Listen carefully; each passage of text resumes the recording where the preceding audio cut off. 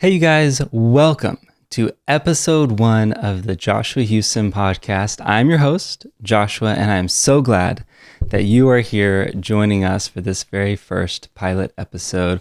Welcome. I'm glad you're here, and I really hope you enjoy the show today. I really hope you enjoy the guest. The guest is Akeem Woods. Akeem is a stand-up comedian. He frequents the Comedy Cellar in New York City. He's also been on NBC's Stand Up, and he has even been on shows like The Late Late Show with James Corden and a few other programs as well. Akeem is a really funny guy, but he has a great story and a great perspective as well as a comedian. And I think you're really going to enjoy our conversation. It went, I think, about 2 hours. It was a great conversation. We could have gone even longer. I really enjoyed talking to him. So I hope you enjoy listening and you enjoy the conversation that we had. All of Akeem's social media links are in the description below. I would encourage you to check those out, give him a follow, as well as his website. That is where you're going to be able to see if he's coming to a city near you. And if he is, definitely make it out to support him and support his work. So thank you guys for watching. Thank you for being here. If this is your first time, welcome. I'm glad you're here. If you could, while you're here, be sure to subscribe. That would mean a lot to the channel. And we would love for you to join us, not for just this conversation, but some of the future conversations that we're going to have as well. We got some great guests lined up, and I think you'll want to be a part of those convos. So thank you guys for being here. Thank you for supporting the podcast, and enjoy the episode. Welcome to the show, and you are the first guest on the show. So very, very excited, very honored that you would say yes, basically to a stranger on Threads and join me. So I really appreciate that. So for anyone who doesn't know the context of how Akeem and I got connected, I want to give you a little background there. So I had posted on Threads, kind of just musing a little bit about just the Joe Rogan, the Tucker Carlson, Elon Musk, Jordan Peterson, you name it, that kind of bro space of the podcasting online world, how toxic it was, how much disinformation there was, and just saying that there needed to be something different. So I said that, and literally tens of thousands of people followed me. And then Akeem popped up, and I had seen a thread he made, and that's kind of how we got connected and engaged a little bit. So why don't you catch everybody up to kind of your headspace where it was when you saw me talking about just that bro online podcasting space? So what's been interesting in the comedy community is, and this has been happening for the last 4 or 5 years in comedy, a lot of straight white dudes in stand-up feel like they're under attack. They do, don't they? Which is literally insane because they've been a favorite in the industry since day one. They've always had it significantly easier in the industry, and now that things are trying to slowly become equal, equality to people who were never disenfranchised seems like it's under attack, but it's really not. But they don't. They see it through this lens, and because of that, I always see, especially from straight white men, I always see them complaining about the industry. Like they're always saying how hard it is for them because like they're not getting things, and like I can't tell you how many times people tell me, "Oh, you're so lucky that you're a gay black dude. That's what the industry wants." And whenever I hear that, I'm like, cool, tell me the gay black comic that's making 6 figures. Yeah, exactly. Because besides Wanda Sykes, there are none. Yeah. That doesn't exist, but sure. But anyway, I say all that because, like, I constantly see that online. And the podcasts are so, for the most part, very bro-y. Like, they're just a lot of straight bros. They lack diversity. But the reason why they lack diversity, I think some of it might be them doing it on purpose, but also I feel like a lot of people just don't have a diverse friend group. So when you see all these straight white boys and all their podcasts are just a bunch of other straight dudes, it's like, yeah, that's because that's all their friends. They don't have that's all they know. Friend groups, which is problematic in and of itself. But anyway, so I saw the post And I didn't do any research on the post really. I just saw the post. I clicked on the post. I saw your page, and I saw that you got like 30,000 or 40,000, some crazy amount of followers from one post. And I thought it was interesting, but I also thought, which I said in the post, which you understood, most people understood. Of course, there's people who can't read and who just see something and they want to be offended, so they got offended, which is what I expected. But I basically posted in the same vein. I was like, because a privilege that a lot of straight white dudes don't even realize that they have, especially in the comedian circle, is that you guys are the majority. Like the algorithm pushes, especially for comedy, the algorithm pushes attractive people and white people to the forefront of the algorithm. So the people like Matt Rife and a lot of other comedians who have gone crazy viral, who aren't necessarily amazingly good comics, they're just good at marketing, is because they are attractive straight white dudes. So I saw your post and I saw that it got crazy viral, and I didn't expect my post to go viral or viral-ish, I guess, because I've been doing comedy 14 years. I really don't do great on social media. Like, my following's not bad, but it's not as I'm not like a social media comedian. I'm an actual performer comedian. Like, I actually tell jokes and write jokes, and I'm really good at doing stand-up. I'm getting better at the social aspect of it, but that's never been my forte. So I saw your post, and I've had some threads go like viral off like jokes or whatever.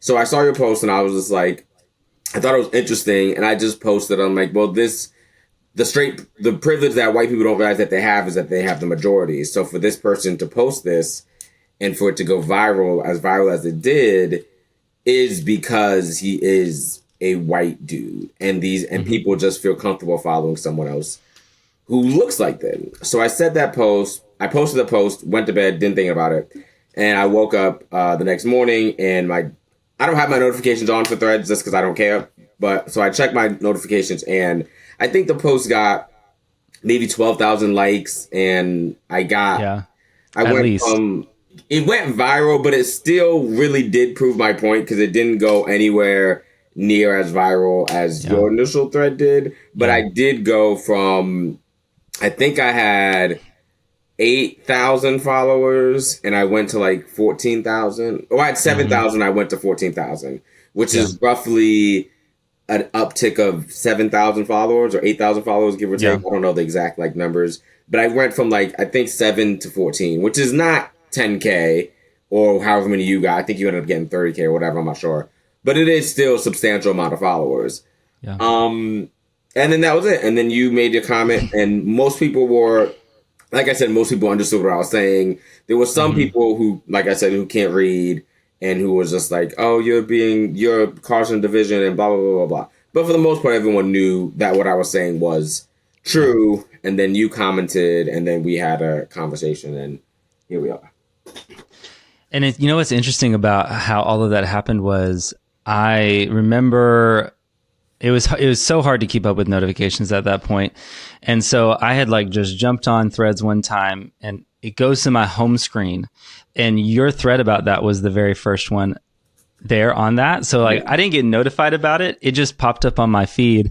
Yeah. And so I'm reading it, and I'm like, wait a minute. I'm the guy he's talking about there. Yeah. And, but then reading it, I was like, yeah, dude's absolutely correct. Like, I even had told my wife, who, for those who don't know, she is also Black. I told her before your thread came up, I was like, isn't this just some white privilege that I could muse about this and it goes viral, everyone's following. And when I read your post, what I got out of it was like, he's absolutely right. And who better to know that than, a Black man adjacent to a white man, seeing like, oh, wow, so he says that and it goes off. Yeah. Right.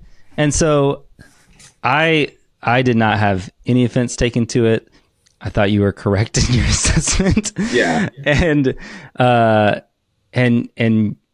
yeah, it's interesting you mentioned the bit about the comedy piece, because even now, when we're recording this here in early mid-December, it's still a topic of conversation within the comedy community, and I know Kendrick Lamar just got caught up in it as well. And it seems like this has been something that's really been front of mind in comedy. I don't really know when it started. Maybe you can shed some light on that. But that idea of, do comics have just kind of full reign? They can. I feel like a lot of it. Correct me if I'm wrong here. A lot of it started with Chappelle, right? Yeah.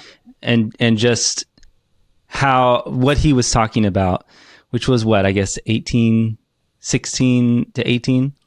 Do you what is your view on that? Especially as a Black gay man in comedy who, like you mentioned, you don't benefit from being a straight white man in comedy. There's a clear preference to that in comedy. Yeah.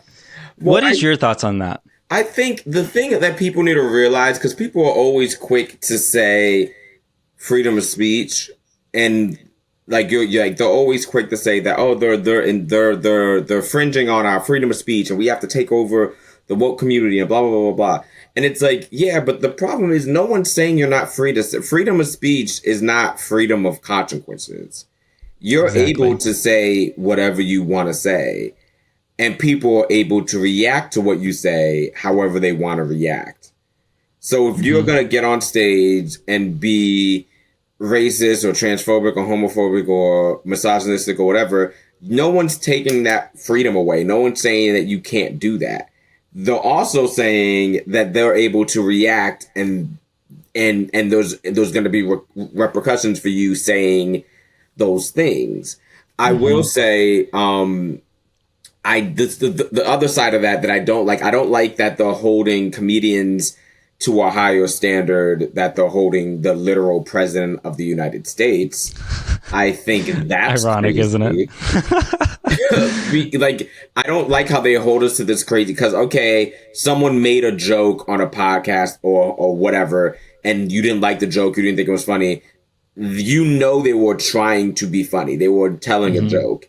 Meanwhile, the president is literally saying crazy, racist, homophobic, bigoted things every day on Twitter, on X, on Truth Social, on all his, and no one is like batting an eye. So I don't like the double standard of that. It's like the president you should be holding accountable, because he's the fucking president. We're comedians. We're just trying to be funny. Yeah. What is that line for you? Like, when, because we'll talk more about your stand-up and stuff like that, but like as a comic, as you write jokes, as you engage with the audience, what does that line feel like for you? And then how do you perceive, especially, as a gay man, when you hear guys like Chappelle use that in their comedy? Like, is that something to you where you feel like that's a line cross, or it's done in poor taste? The way I see it is, I try to make my comedy very personal. So I talk about my own life. I talk about sex. I talk about racism, homophobia. I talk about my own life experiences. So that way it can't be, I mean, it still does get misconstrued, but it tends to not get as misconstrued, because I'm like, these are my experiences. Yeah. And I think it's easier to tell the line. I don't really talk about, I do talk about like topical stuff if it's relevant to me. Yeah. Like, I have, like, when all the crazy stuff was happening in Florida, I had a lot of jokes about Florida, because I grew up in Florida, and I'm a gay Black dude in Florida, and they're passing all these anti-gay, anti-race laws in Florida. So I obviously have jokes about that, because it's like personal to me. But like, for instance, I don't really have any jokes about like women's rights, because I'm not a woman. So I don't talk about subjects that don't really apply to me. And if I do, I don't talk about them in with a lot, because at the end of the day, it doesn't affect me. Yeah. So the thing about Chappelle, about his whole trans thing, is the reason why I think those jokes didn't work is because of who Chappelle is as a comic. Like, he's always been this very smart, and I've met Chappelle. We've had conversations before, not about this, but just like in general.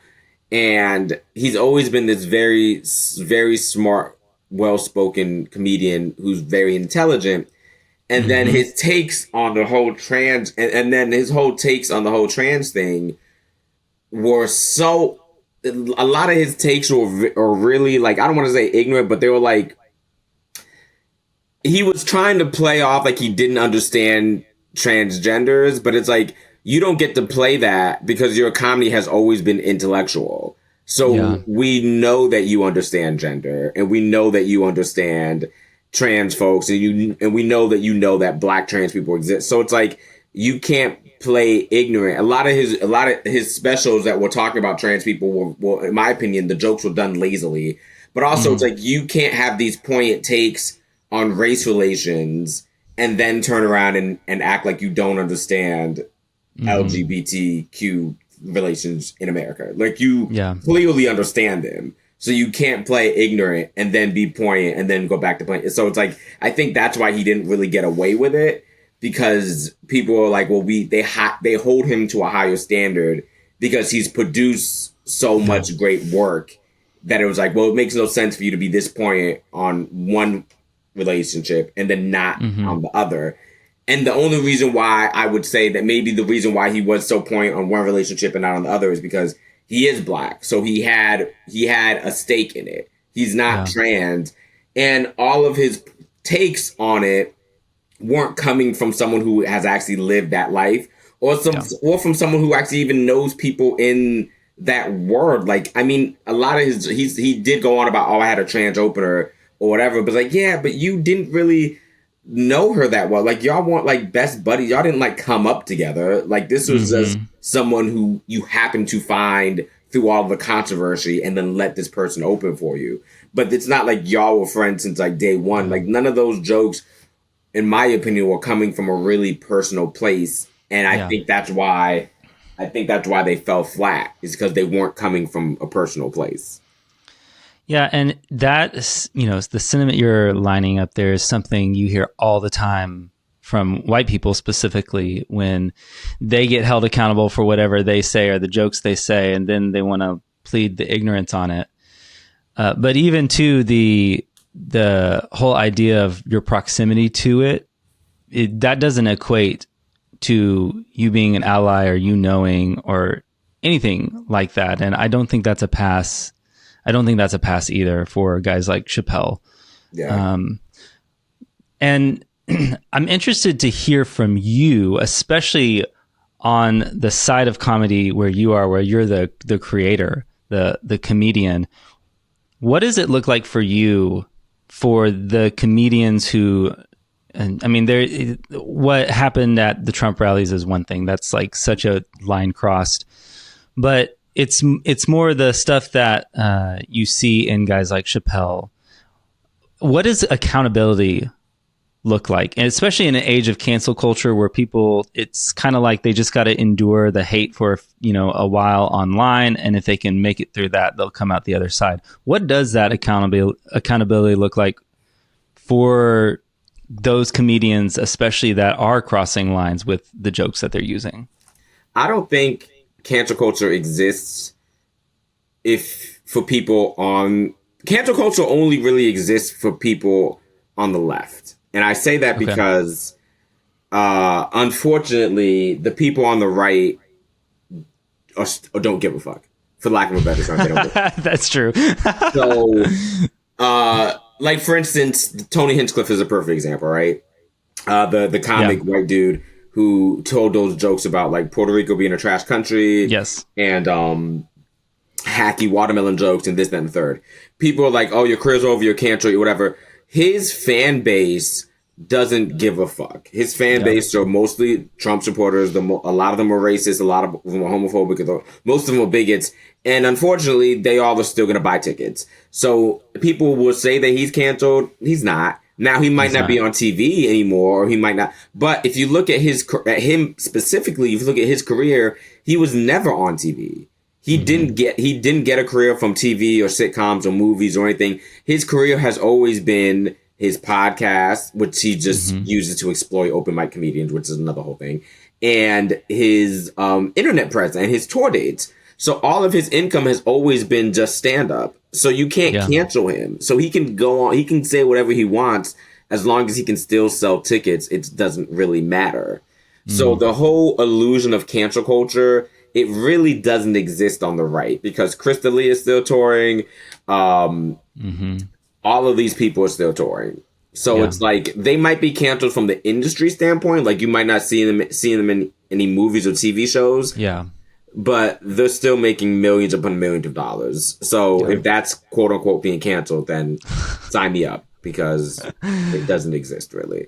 The problem I think with people canceling over jokes is I think people need to realize intent. And I think sometimes people don't give grace because they refuse to acknowledge intent. I think a lot of times people, their intent is to be funny, and maybe they lost it in the joke, but the intent was to be funny.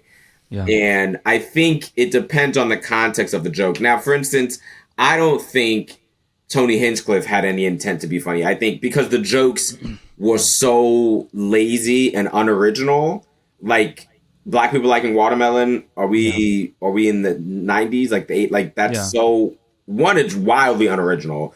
Two, the history behind why black people liked watermelon is because we were able to make money off of watermelon. It was one of the fruits that we were able to use during oppression to sell and make money. So that's why we ended up. There's a whole history behind that, which I'm sure he doesn't know because he's a bigot. But that's not. So there's no intent for him to be funny there, because the joke is not original and it's not clever. It's just a really hacky racist joke. So there is no intent behind it. Now, there are some jokes that I think had the intent to be funny, and then they weren't landed. Like, perfect example, Chappelle had a joke in one of his specials, I don't remember which one, where he talks about trans people, and he made a really poignant point, and then he didn't stick the landing, because I think I liked the point that he was going to, and then the punchline just ended up being some bigoted dumb shit. So the point he was making is, he said, people only care about trans people because white people are transitioning. And he was saying, if only black people were transitioning, people wouldn't give a fuck. And that premise, I think, is it's funny, but it's also true, because the reason why I think the LGBTQ movement has been going further along than the black movement is because they're all white people associated with that movement. I thought that was a very fun point. And when I originally saw him do that, I'm like, oh, this is going to be a really good joke. And I don't remember what the punchline was, but I just remember the setup, the premise I thought was really clever and interesting. And I thought he delivered it funny. And then the punchline, or whatever he said at the end, I wish I remembered, it wasn't funny. And it was just kind of like just punching down. But I think when I saw that, I'm like, oh no, this attempt is funny. He just didn't land it, which doesn't make him a bigot. It just makes him a comic who didn't land a joke. And I think people can't differentiate between the two. I think people are quick to be like, if you mention this group, you're automatically a bigot. And I don't think that's true. I think you could talk about whatever you want. I think it just has to come from a personal experience. So I don't give a fuck if people have gay jokes or whatever. I'm like, if it comes from personal experience and the joke is funny, I don't care. I don't care if white people have black jokes. I don't care. Just make it funny. Like Lavelle Crawford, really funny black comic. He has a joke about his dad being gay. Like, and it happened. His dad came out later in life, blah, blah, blah. I forgot what special he did, but I remember hearing that joke as a kid. I'm like, yo, that's such a fucking funny joke. And Lavelle isn't gay, but he has this joke about his dad. I'm like, that's funny. But it's personal. Yeah, and you can tell that's an actual true joke about his gay dad. So I'm like, yeah, that's hilarious. But some people would be like, that's homophobic. It's like, no, it's not homophobic because you mentioned gay people. Yeah. Like, you can mention a group that you're not in. It just depends. You just have to do the work and make the joke funny. And I think a lot of comics aren't doing the work. But on the same time, I think a lot of people are canceling. I did a little air quotes if you're not watching. Canceling comics quickly, and the comic was generally attempting to make the joke funny. They just didn't stick the landing. And I think as a comic, I can see the difference between the two, but I think as an audience, sometimes they can't see the difference, and they're just like always out for blood, which I don't think helps anybody. So I think my follow up to kind of what you mentioned, then something that stuck out to me is, do you think the left is too sensitive when it comes to comedy? Explain that. I think the left takes everything at surface value and they don't accept nuances. And I think the left, I hate using the word triggered because it seems like a right talking point, but I feel like the left hears certain words and then immediately, because they hear those words, they're quick to say homophobia, or they're quick to say racism, or they're quick to say, and it, like, perfect example, my buddy Eagle was a very, very funny comedian. One of my best friends. Black dude, straight black dude. He has this joke. He was doing this joke. I wish I'd have to send you the video. I wonder if it's still on his page. He was doing this joke about R. Kelly. And he had this joke, and in the joke, I don't remember the exact joke, but in the joke he mentioned gay people. And he was doing the show in Brooklyn, and a white lesbian got offended, and she was like, sounds homophobic. And he was like, oh, okay, how? And she was like, blah, blah, blah. He's like, no, just because I mentioned gay people doesn't make the joke homophobic. It means I mentioned gay people. So please explain to me. And he said this on stage. He's like, please explain to me how the joke is homophobic. And she didn't really know. And then he was like, yeah. And he was like, also, you're a white woman who's gentrifying a black neighborhood. And because he has a joke about gentrification. And he did that joke next, and it killed because he's very funny. But he made a good point. It's like, but this woman heard a straight dude mention the word gay, and immediately she was like, oh, you're being homophobic. It's like, yeah, no. Homophobia does 100% exist. Believe me, I know.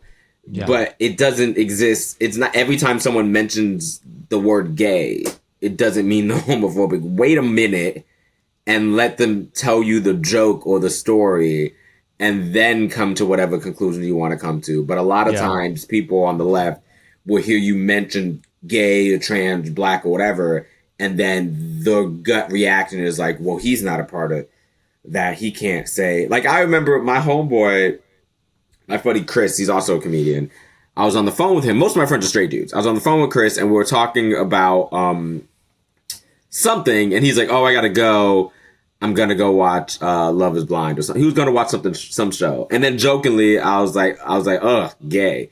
I said it jokingly, and he laughed. And his girlfriend, who they ended up breaking up, he was dating. It's usually white women who get offended. His girlfriend was mad. She's like, oh, talk about homophobia. And then Chris was like, oh no, Akeem's the gayest person I know. Like, the gayest. He couldn't be gayer. And that's like context. Like, that's what people don't wait to hear context. Yes. They just hear a trigger word and immediately are like, cancel. Yeah. And it's a detriment to comedians, because now these talented and funny comedians are losing, because the left are the only side that can actually cancel, because they'll stop buying tickets. Yes. So then the problem is, we'll have these comedians and they'll get quote unquote canceled, and they'll lose this. Like, okay, perfect example is, and I'm sure she won't mind me sharing this story. I have a friend. I don't know if you're familiar with Ashley Gavin. She's a white lesbian. She's very. If you type her in, it'll let me look it up while you talk. She blew up on TikTok, and I work with her a lot. And oh, okay. I think I've seen some of her stuff. Yeah. She's very funny. She blew up on TikTok. She's been doing comedy for like 10 or 11 years. She's very, very good. But most of the problem that she has is most of her fan base is very left-leaning white lesbians, which is great. The great audiences, but she had an issue maybe a year ago, 2 years ago, where she got canceled, and it actually was a cancellation. Affected her. Yeah, because her fan base is so left.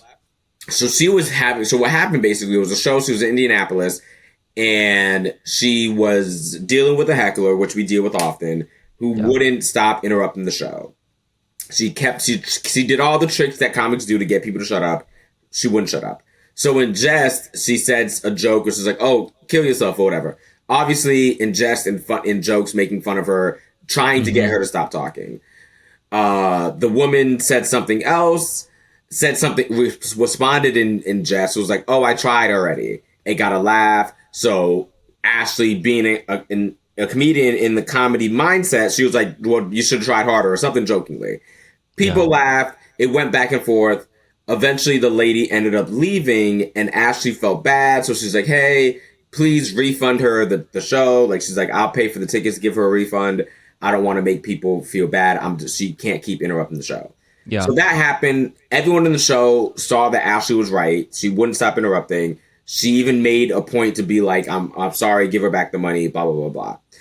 But because this is a white woman, and white women have the power, like white women tears are like the strongest thing on the planet.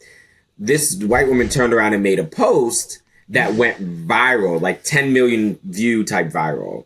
And she was basically saying that Ashley, that I'm going through mental health, and Ashley told me to kill myself, and it was triggering. And she's crying on the video. The video, like I said, went crazy viral to the point where Ashley lost a lot of fan bases. She lost a lot of money. She was getting death threats. Like, she got doxxed. Like, she went through like 5 or 6 months, and even more. It affected her entire career. Yeah.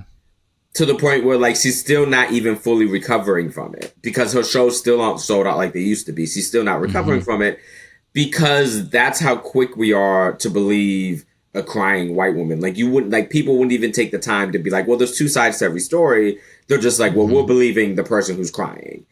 And because of that, she lost so much money and so much traction and so much clout.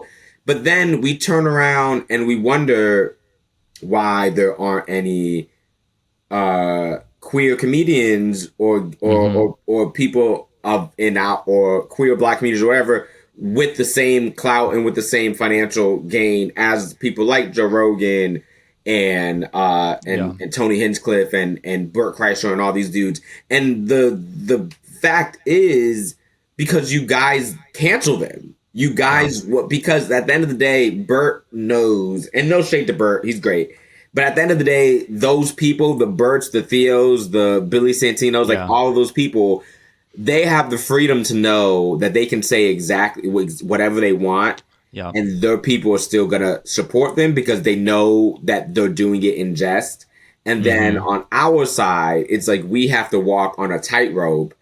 Because if we miss, say, one thing or say the wrong pronoun or tell a joke or we do a joke and we don't stick the landing, it's detrimental to our career. Meanwhile, if they do a joke and they don't stick the landing, their audience is willing to be like, oh, he didn't stick the landing, it's fine.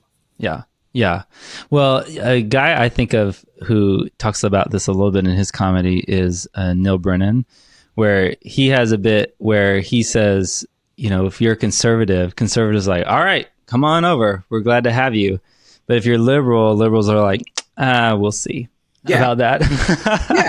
And I think what you said, though, like that really matters where if it's from a personal place, then, because then you're telling a story. And I think that's what makes comedy really unique, is the ability to like bring humor out of the everyday of life, those type of things, those personal stories. That's where people see themselves. Yeah. I also think there's a place in comedy for social commentary, because sometimes that stuff truly does land better when it's funny. That's why I think shows like The Daily Show have been so successful, is you take some of the like absurdities that get talked about that they just don't land as absurd in the news cycle because they're just reporting it. And then you hear it from like a comedy perspective. And it's like, okay, that gives life to the absurdity of some of the stuff we deal with. So yeah, I think the personal piece really, really matters there and in where it's coming from. And you're absolutely right, where the double standard is there are comedians that can not only cross lines, but just be offensive, and they actually will literally profit from it. Yeah. And then others like you're mentioning where you've got to like toe the line on stuff. You actually interact a lot, I've noticed, with your audience in your stand-ups, at least from the videos you post online. There's a lot of interaction and engagement. How do you, I think that's a skill to be able to kind of go back and forth like that. How did you, one, kind of develop that, but then two, like with everything in mind, how do you keep that front of mind as you're going back and forth and trying to be, to be funny as you interact with people? I think I interact with people a lot on stage. I don't do it as much as I used to just because everyone does it now. And I just like to show that I know how to write jokes. So I just do more jokes now. Yeah. I do still do back and forth when I'm headlining and doing like an hour because that's just like stylistically, that's just who I am stylistically. But I think originally the reason why I did it so often is because sometimes because I like to say, I got this advice from someone, I forgot who it was, otherwise I'd credit them. But if you're having fun on stage, everyone else is going to be having fun. Yeah. So for me to still have fun, I have to do the jokes differently. Because I know all the jokes. Like I know how they end. I know the stories. I know the ins and outs of them. And sometimes you get bored doing the same thing over and over. Because even though you know how the joke goes, the reaction's not always the same. But also there's always different ways to get to the joke. So I think talking to people and interacting with people makes it funner because then I can see like, how can I get to the punchline? If I talk to these three people, how can I tie it all together? It just kind of makes it funner for me. And if I'm having fun, the audience is going to also have fun. So that's kind of the reason why I started doing it. It's because it was a way to wake up the audience, but also to keep me having fun. Because like sometimes you have to do a joke over and over and over and you get kind of tired of it. But if you change the way you do it or if you interact with the audience more, it kind of rejuvenates the joke as if you're telling it for like the first time. Because whenever a comedian is like, this happened the other day, it happened 5 years ago, maybe. It didn't happen the other day. So. Yeah, that's. I've heard musicians talk about that, how kind of the redundancy of singing the same stuff, doing the same set gets old. And I hear it some from comedians. I think you guys have the ability, like you're mentioning, to manipulate it a little more. Yeah. For you, when it comes to, well, let me ask you this first. Do you think social media I'm interested to know how good or bad you think it is for comedy, because it can feel like sometimes it reduces it down to like, can you make a viral 60-second joke, right? Rather than actually being able to command a stage, command an audience and do that. Do you think, what are your thoughts on that? I think social media has done the worst and it's kind of like a double-edged sword because it's kind of hard to really, the best way to summarize it is it's helped a lot of comedians and it's helped a lot of really talented comedians. It's given them a break. Like, for instance, the perfect example is, I don't know if you know Jessica Kirsten. Jessica Kirsten is an older Jewish woman. She's gay. And she just had a Hulu special, but she went crazy viral on social media, on TikTok for her crowd work.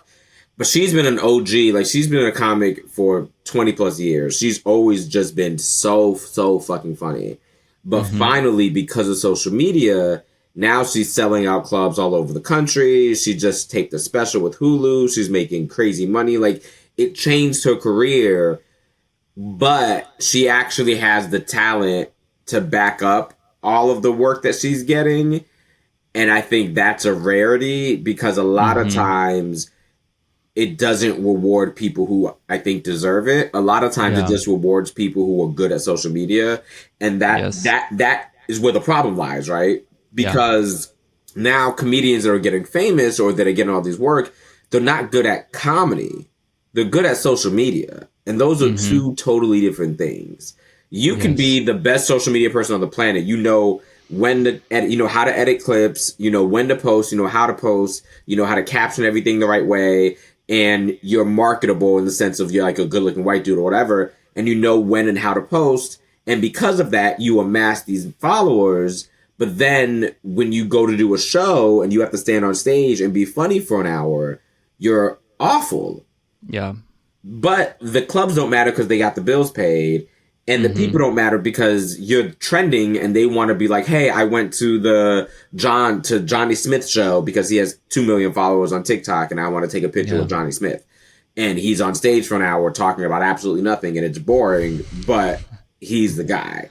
So I think it's unfair to comics who aren't good at social media because now it's like, even though you are, because I know some comics who are incredibly funny, but they're just not good at social media. Like, they're not good at posting. They're not good at clips. They're not good at, or they don't even try. And it's like, now these people are never going to be discovered or never going to be a household name or whatever, just because they're not good at this thing where it wasn't even in the job description. Like, when I started comedy in 2010, when I started comedy, social media was barely even a thing, like, to the level that it is now.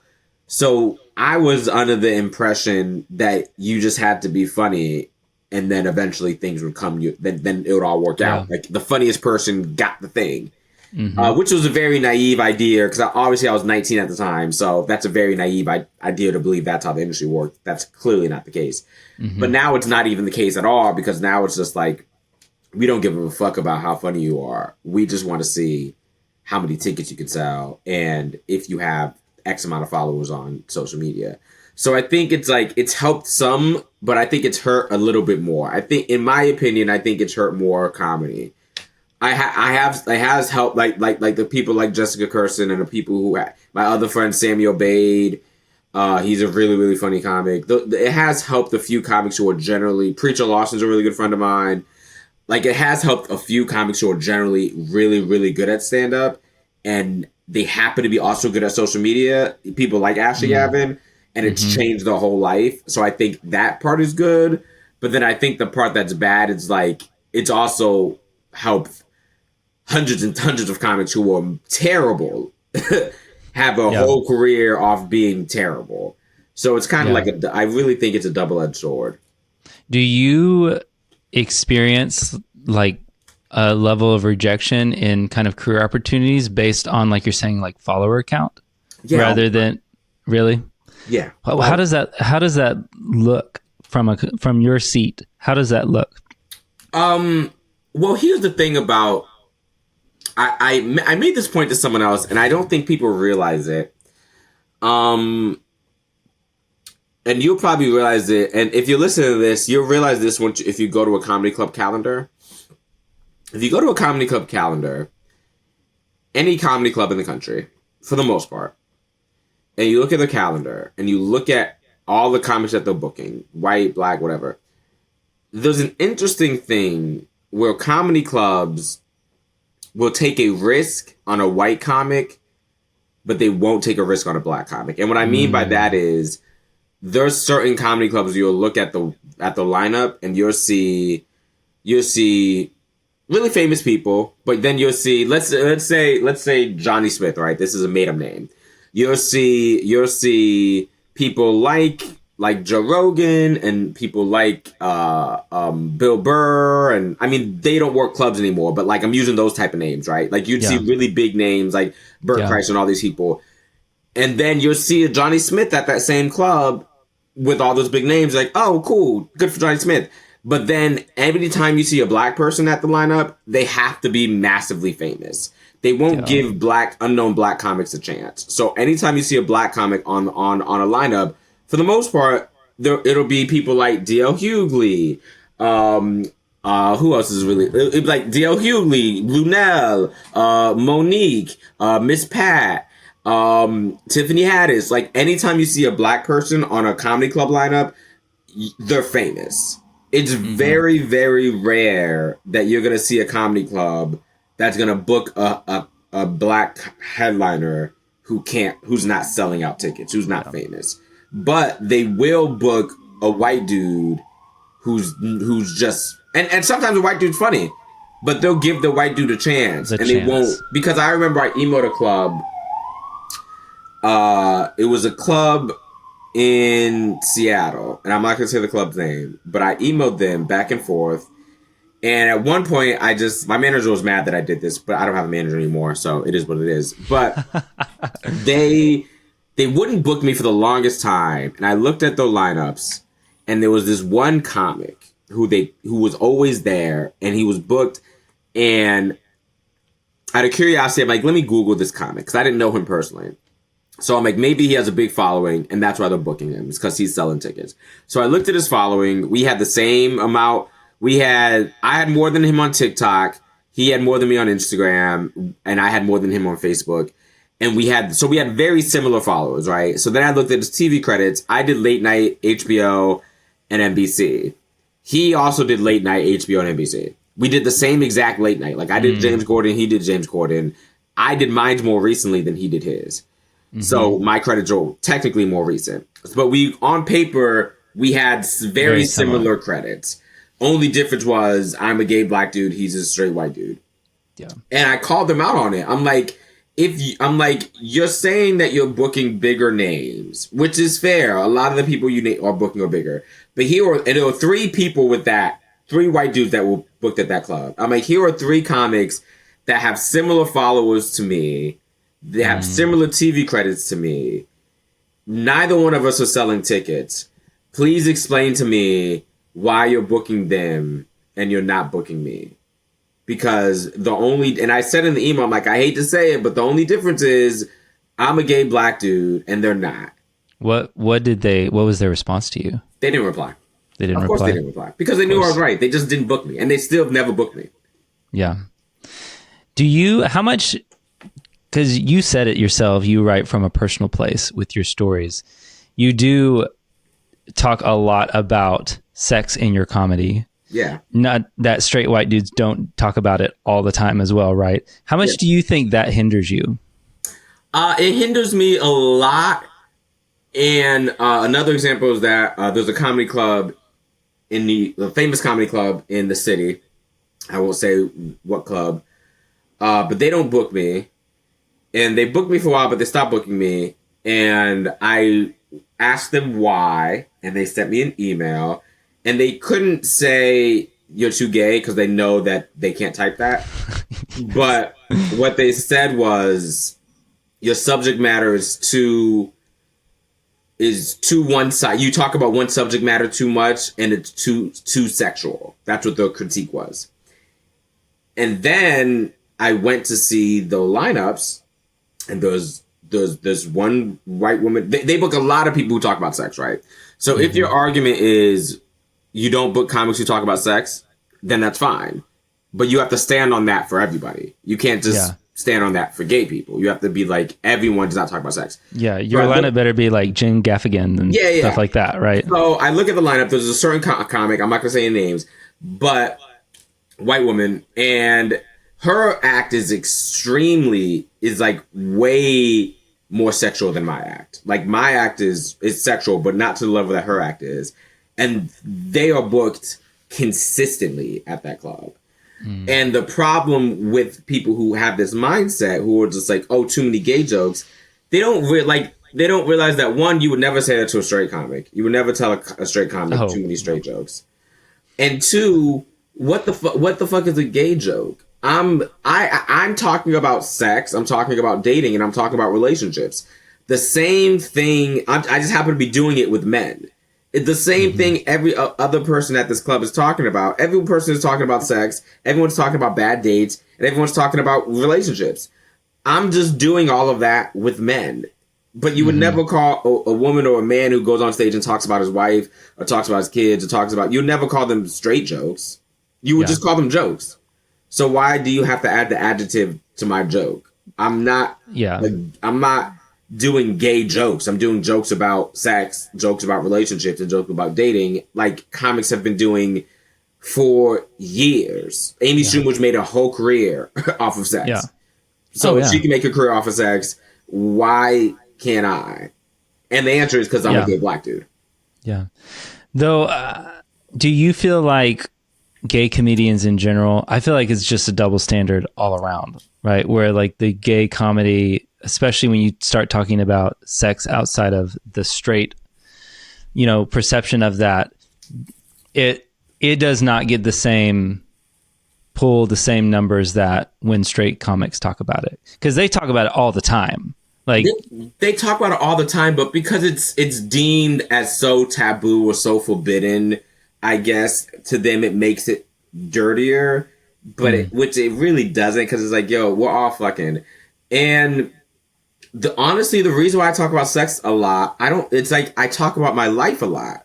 When I started comedy when I was 19. When I was 19, all of my jokes were about being poor, working at Burger King. I talked about race a lot, and I talked about all my jobs. I talked about working. I talked about my family. I talked about being adopted. Like, that's all the stuff I talked about when I was from 19 to about 26. I didn't come out till I was 25, so I didn't talk about being gay until I was 25. And then I've been doing comedy for 14 years now. But recently, for the last 5 or 6 years, I've just been hooking up a lot. That's all I've been doing. I'm a good-looking dude who lives in fucking New York City, who's single, who lives by himself. Yeah, I'm having sex. I'm sorry, I'm not a loser. Like, what are you like? So that you talk about what you talk about. For me, anyway, I always talk about my life and how I'm living, and this is the life that I'm living. If I had a boyfriend, or if I was with someone consistently, I would have relationship jokes. I'd have jokes about boyfriend and dating and whatever the fuck you do in relationships. Like, my comedy mirrors my life. So currently I am living in a life where I'm hooking up a lot. So I'm talking about that. Give it 10 years and maybe I'll have a boyfriend and maybe kids or something crazy, and then I'll talk about that. But like, I talk about what I'm currently going through in life, and it's just wildly unfair that like I'm not supposed to talk about what I'm going through in my life just because you view it as too taboo or too dirty. But then white people, especially white women specifically, because that's how I've seen it, talk about sex, and then they get to get a whole career, but I don't get to do it just because the sex I'm having isn't favorable to you. Yeah. Do you think that, I don't know, I'd be interested to know, because you're on stage and doing it. It doesn't seem like that's really an issue with the audience. Like, that's regular stuff. The audience loves it. I have, like, for the most part, the audiences love it. It's never too dark. It's never too much. Like, I had a show Saturday night at New York Comedy Club at midnight, and I did this joke that I haven't done in front of a straight audience before, because I just got off a gay cruise gig, and I did a joke, and it's a very explicit joke, and it did so well. Like, everyone in the audience loved it, and there were no gay people in the audience. It was a completely straight Saturday night show, and they loved it. People love the joke because people are adults. Like, people realize that sex happens. And not only that, which also blows my mind about this particular club, is like, they have all these late night shows. It's like, you think we're in New York at midnight. You think anyone's going to be offended by a sex joke at midnight in New York City? You would think not. It's midnight in New York City, and they went to a comedy club in a basement. Like, what are we talking about? Well, and it's like like, you're getting closed off at multiple points here, because it's not just the people doing the booking at these shows, but it's also the algorithms don't reward that either. And so if that's the other way to cut through and build an audience, and then it's also not putting you, because you mentioned it earlier, there's such a bias with the algorithms and who they put in front of people. And I'm blocked. I get nothing on TikTok. I stopped posting on TikTok because TikTok was like the saving grace for some people. Like, a lot of people were going so viral on TikTok. I went viral for like 2 videos, and then TikTok just banned me, basically, because I guess I was too sexual or whatever. Really? Yeah, I have 19,000 followers on TikTok. My last post got 200 views. Wow. Out of 19,000 people. Yeah. So I just stopped posting on there because it's like, I wasn't like, they weren't pushing my stuff out there. It's very, very biased. So it's like, which is why I don't like this whole term. It's like, well, there's no gatekeepers anymore. It's like, yeah, there are. Yeah. The people who made the apps and the algorithms is still mostly white dudes, I imagine. they're still the gatekeeper. We just don't have an actual. We just can't point to them anymore. It used to be you could be like, oh, it's HBO, or oh, it's the guy who books this.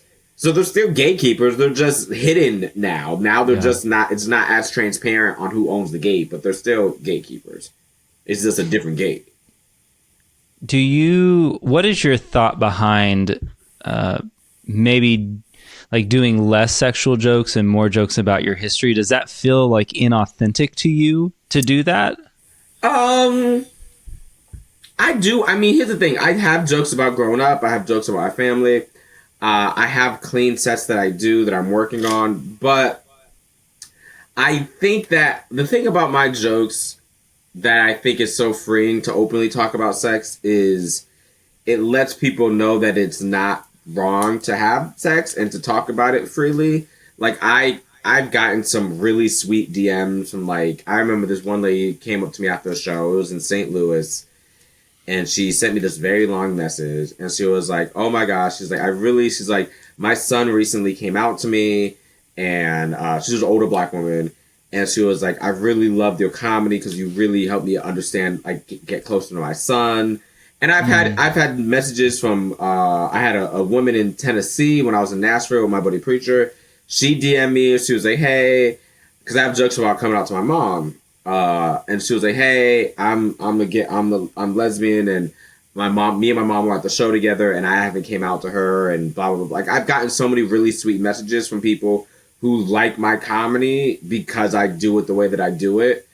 So I don't have an interest in changing it just because people want me to be a it's like, here's the thing. If you want a cleaner comedian, that's fine. Go book them. Like there's so many clean comics there. I have no interest in doing that. I have jokes about my family. I have jokes that aren't about sex, and I do them when I feel like doing them, but I'm not going to stop talking about sex because like I said, at the moment, that's what I'm doing. I'm talking about my life at the moment, and at the moment, I'm hooking up a lot. So if I get a boyfriend further down the line and I end up in a relationship, then I'll talk more about being in a relationship. If I get a TV job, I'll talk about that. Like I'm going to talk about whatever happening in my life. Yeah. And this just happens to be the sex era. So whenever we get out of it, great. If we never get out of it, that's cool too. But it's just unfair that people have made whole careers off of just sexual material. And for whatever reason, I can't, just because the sex that I'm having is considered taboo to idiots. Yeah. And it's just the blatant double standard, right? Where you're not just a club where you're only having clean comics. It's just that you're a gay Black man. So no. Because if it was just a clean, like there are clubs that are just clean. Like there's a club called, what is it called? Comedy Magic Club in Los Angeles. And they book mostly clean comics. Like from head to toe, most of the comics they book are clean. And I'm like, cool, I'm not going to work there. And that's totally fine because they keep that standard for everyone. They like, we don't care who you are. You got to work clean to work that club. And if that's your standard, that's 1,000% okay. I won't work there. But if you're going to tell me that I have to be clean and Jessica Smith doesn't, then we have a problem. Yeah. Oh, yeah, exactly. Now, you mentioned both being adopted and your mom. Yeah. Did I see correctly, you have 4 siblings? Is that correct? Or 3 siblings? Yes, I have a brother and 2 sisters. Are they also adopted? Yeah, my mom adopted all 3 of us. Okay. Now, are you guys siblings just through adoption, or are any of you biological siblings? 3 of us are. So my brother and my sister are all biological, same mom. Same mom and dad. And then my younger sister is... my mom adopted her when she was very, very young. So she was like... She adopted us. I was like 3, turning 4. My brother was like 4. My sister was like 8 or 9. And then that's how old we were adopted. But when my little sister was adopted, she was like a month old or something. Like she adopted her like very, very young. Okay. And where are you again in the order? I'm in the middle. Like, so my brother, my brother and sister are older. Me and my brother are 10 months apart or 11 months apart. So my birthday's in November, his birthday's in January. And then my sister, I have an older sister who's like 8 years older, and then I have a little sister who's 4 years younger. Okay. And then you said your mom was a single mom, right? Yeah. Wow. So she adopted four kiddos as a single mom. Yeah, single black lady. She adopted 4 kids. Yep. I saw your video talking about her. Is the one where you talk about her spraying water to get the bigger check? Yeah. What did I talk about that on? Was that on a podcast? I think it might have been. But okay, you have to share that with the listeners, because that was so funny. And just hearing you talk about her and being a single mom, adopting 4 kids, I'm like, what a badass to like do that. Yeah, so it was great. One Christmas, this was the year that we got hit by all the hurricanes. I grew up in Florida, so we got hit by like mad hurricanes. I want to say I was in middle school. No, was I in middle school? Probably. Yeah, I think I was in middle school. I think I was like in 7th grade. So we got hit by all those hurricanes, and our roof caved in, right? And I remember, because I was a very dumb kid. I remember I went outside and I saw my mom outside with a hose, like spraying water all over the roof.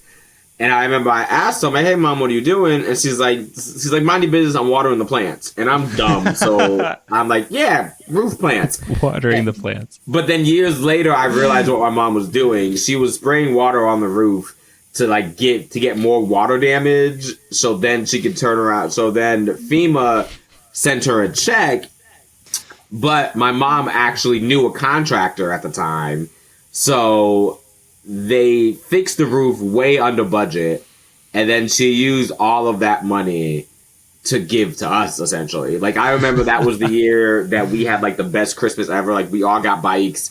It was like a really great Christmas. Like, she really gave back to us, but it's just, she was a janitor. She was a janitor at our school. Like, that was her job. She was a school janitor. Like, so she wasn't by any means coming from money. So she used all of that money to give us stuff, because normally around Christmas we wouldn't get good presents. We would typically just get like whatever you get at like Salvation Army or Goodwill, where you go and they give you a box of toys and you're like, "Yeah, here's a box of toys that aren't wrapped."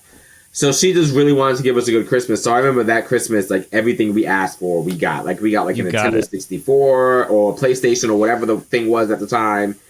And she just committed some insurance fraud to That's hilarious.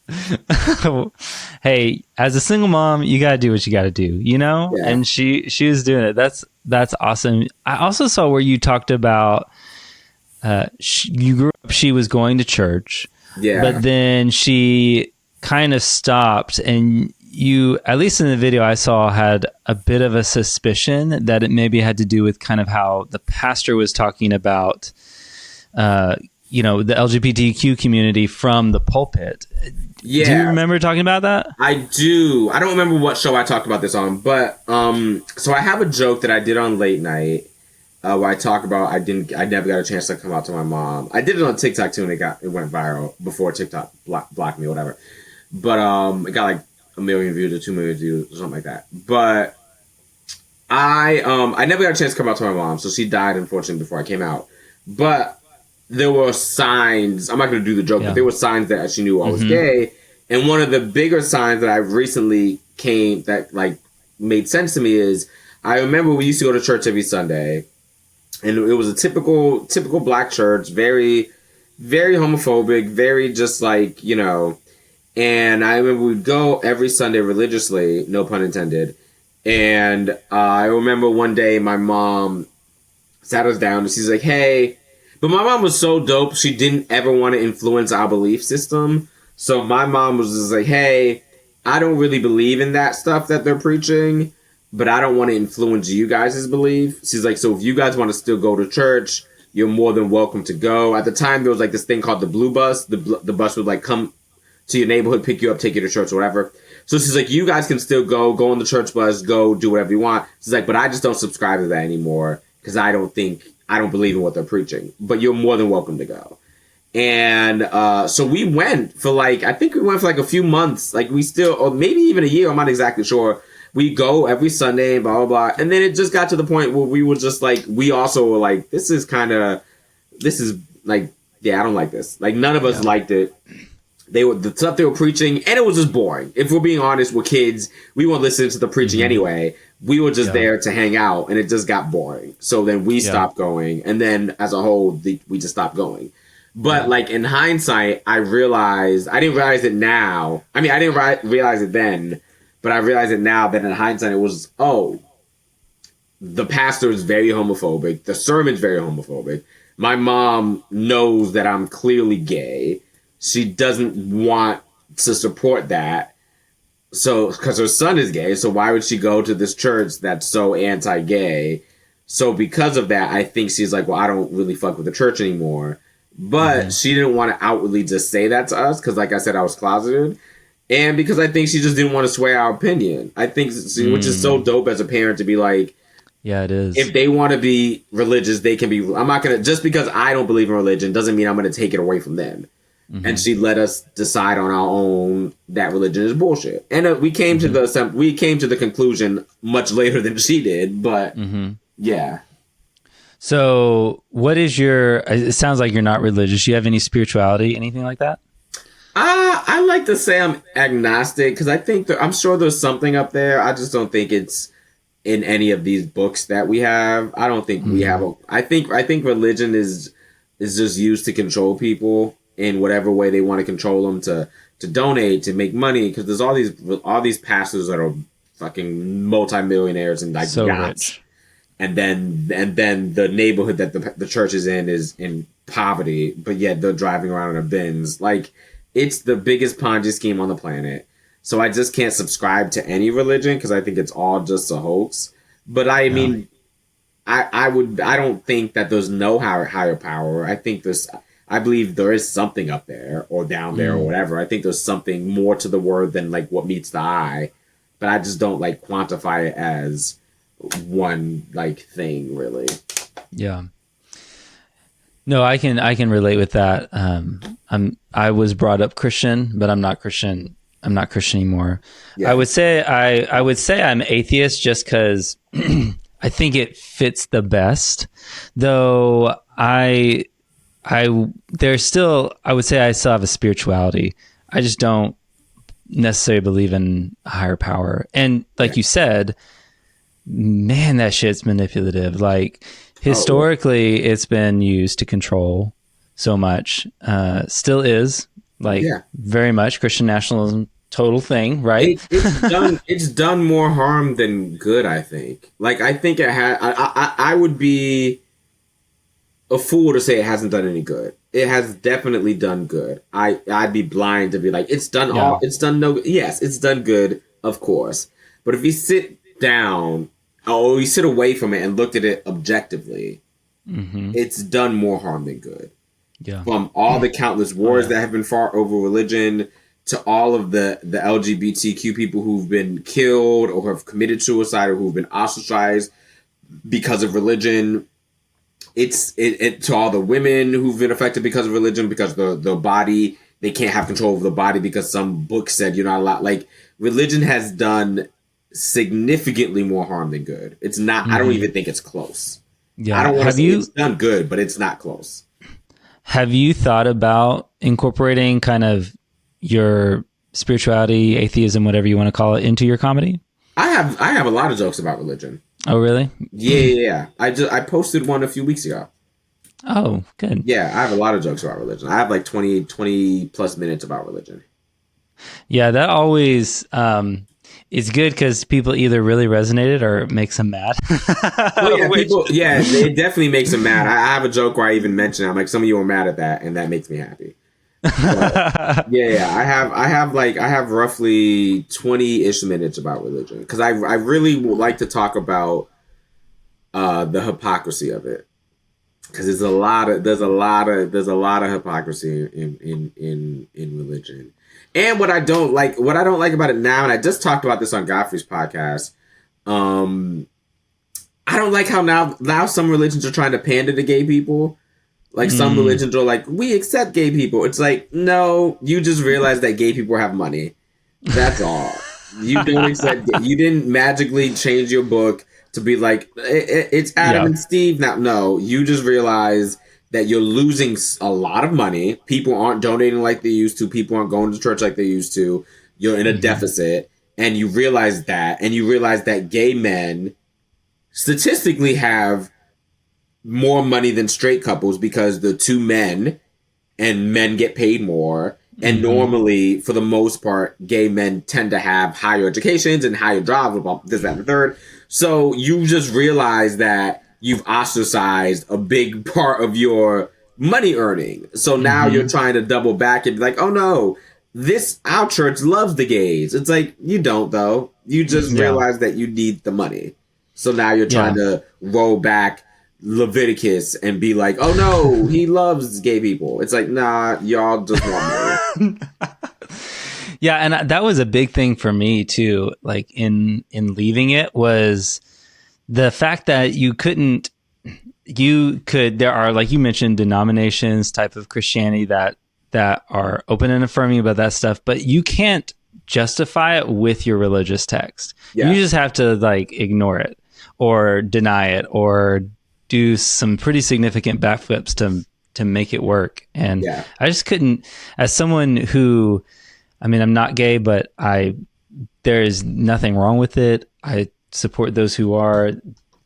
I couldn't justify staying in something that I felt like I had to do so many mental gymnastics to justify. And I was like tired. I was just like, I just want to not deal with that. I think it's fine. Gay people are way less problematic historically than straight people.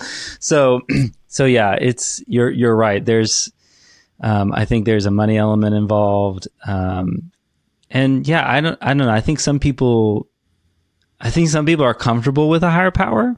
Yeah. And they like that structure. Well, I think it's because it gives them something to aspire to, but it also gives them and more importantly, it gives them someone to blame. Because the devil, a lot of times people like it because of the God aspect, but a lot of times people like it because of the devil aspect. The devil. Because you get to blame a hypothetical being. Yeah. So you don't have to take any of the blame within. You can always be like, the devil, the devil, the devil. It's like, but also you. Like, you did something wrong. So I think maybe you're the devil. I don't know. I think people like to blame the devil, but they also like to give glory to God. Like they like to give, and they like to.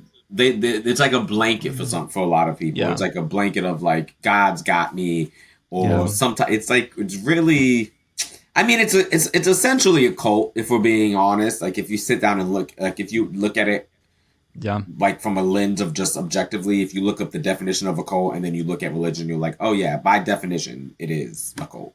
Yeah, there's a lot of similarities. I do think there's people who can express it in ways that are much more personal and not problematic, but they are the minority when it comes to that. 100%. I don't think our religious people. I think some religious people are great, and I think some churches are. I think there are some churches who actually take that money and give back to society and give back to the neighborhoods and help the youth and help. Like I think that definitely happens on some churches. But I would say 70% of the churches, no. That's kind. That's kind. Yeah. I would say it's closer to like more than 90%. I mean, I would honestly, it probably is. But those they're taking so much tax-free money and just tax-free money, dude. Tax-free money, just wild. Like private jets. Bugattis, $1 million homes. Yeah. Even the land some of these are on, like the amount of taxes they don't. Mega churches. Yeah, I can't fathom the mental gymnastics you have to put yourself to justify going to a mega church and tithing to that mega church while you're working like a 9-to-5 factory job. And making whatever money you're making, and you're giving 10% of whatever money you're being underpaid to a church that is a fucking $10 million. I can't imagine being that deep into a cult that you're just like, well, we got a tithe every month. We got a tithe. And it's like, yo, what? This guy lives in a $10 million house. You live He does. in a fucking trailer park. What are we doing?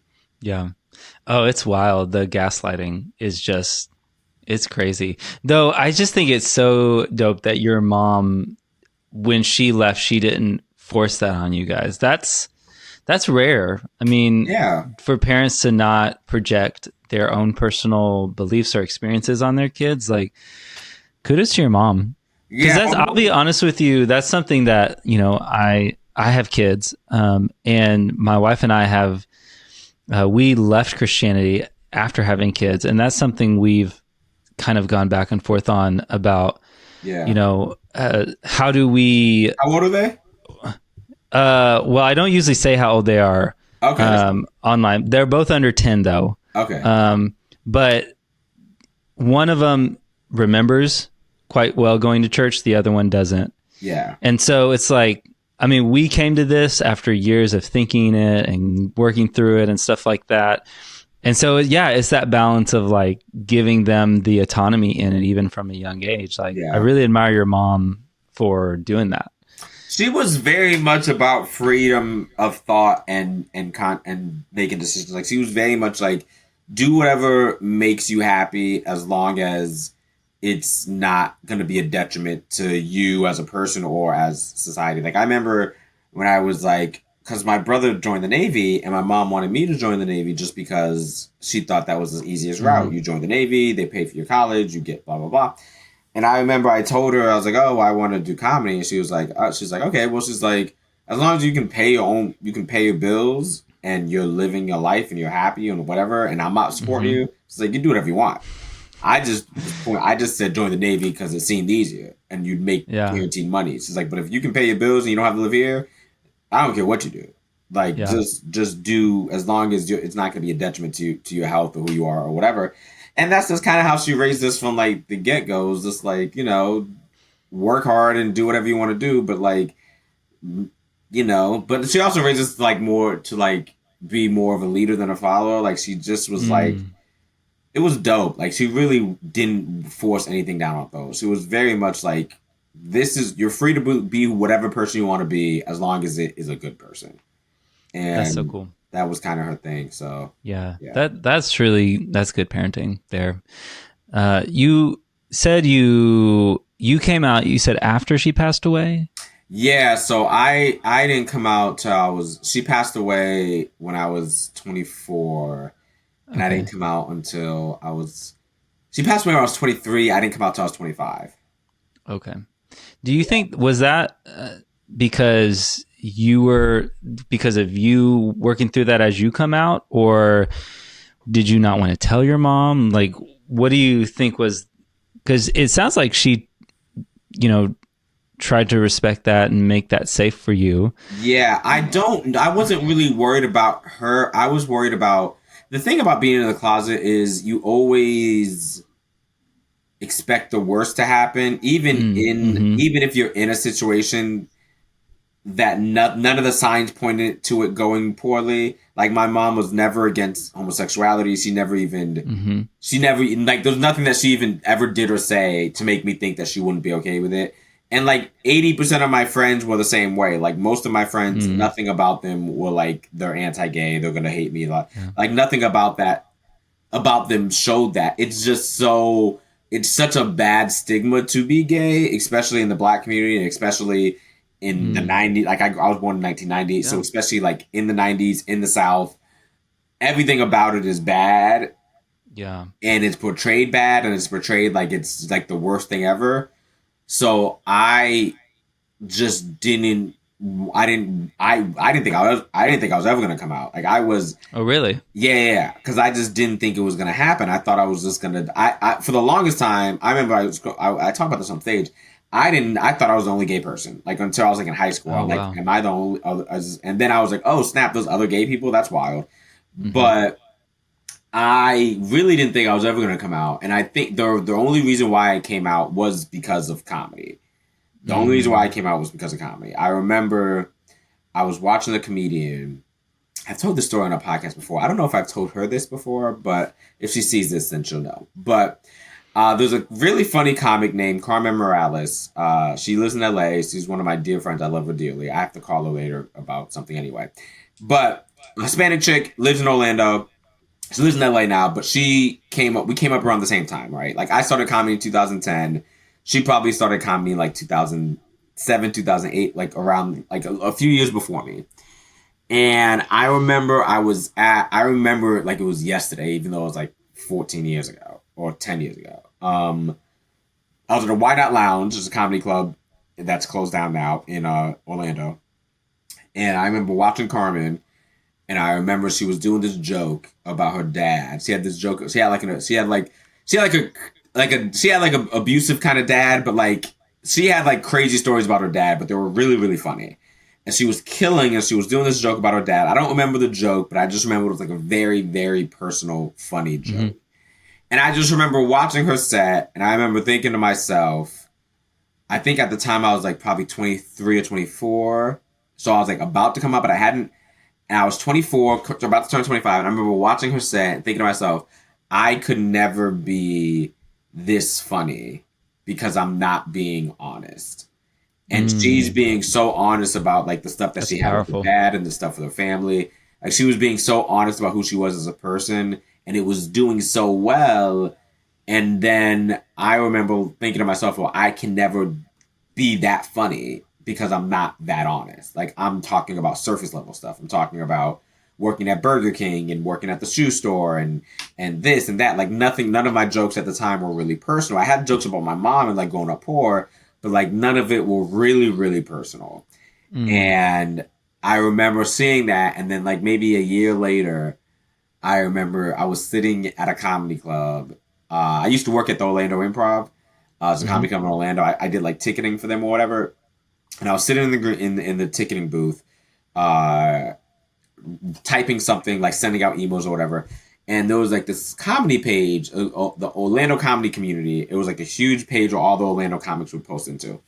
And I remember I was like just sitting there. And at the time I had people, like I had friends who knew I was gay, like my best friend and like a few other people that knew I was gay, but like the public didn't know and like comics didn't know. And like for the most part, I was still like in the closet, right? Like I was like peeking through, but I was still like in the closet. And I remember just sitting there, and there was this thread. I'll never forget. At this comic I don't even think he does comedy anymore. But this guy, Alex Luchin, really funny comic. I don't think he does anymore. But he had posted this thread in the group, and it had a lot of comments on it. And it was a very personal thread. He was like, "Tell me something deep or personal about you." It was like, "Let's get to know each other," whatever. It was some very well written thread. And in the thread, people were just really opening up. Like people were saying this and that. It was just a very interesting thread. And it was, I remember it was like 2 years after my mom passed. And I had a lot of feelings about, like just a lot of anger, but also just like all these feelings about my sexuality and like that. And I remember I wrote this really long thing. I don't remember what it said, but it was very long. And I posted it. And it got like 100 and something like, and then it was basically me coming out. Like at the very end of it, I'm like, oh yeah, I'm gay, blah, blah, blah, blah. And everyone was cool. Everyone was like, people were making jokes, but they're all like tasteful. Like it was a very just funny, but no one was like, oh my God, Akeem. Like everyone's like, yeah, that tracks.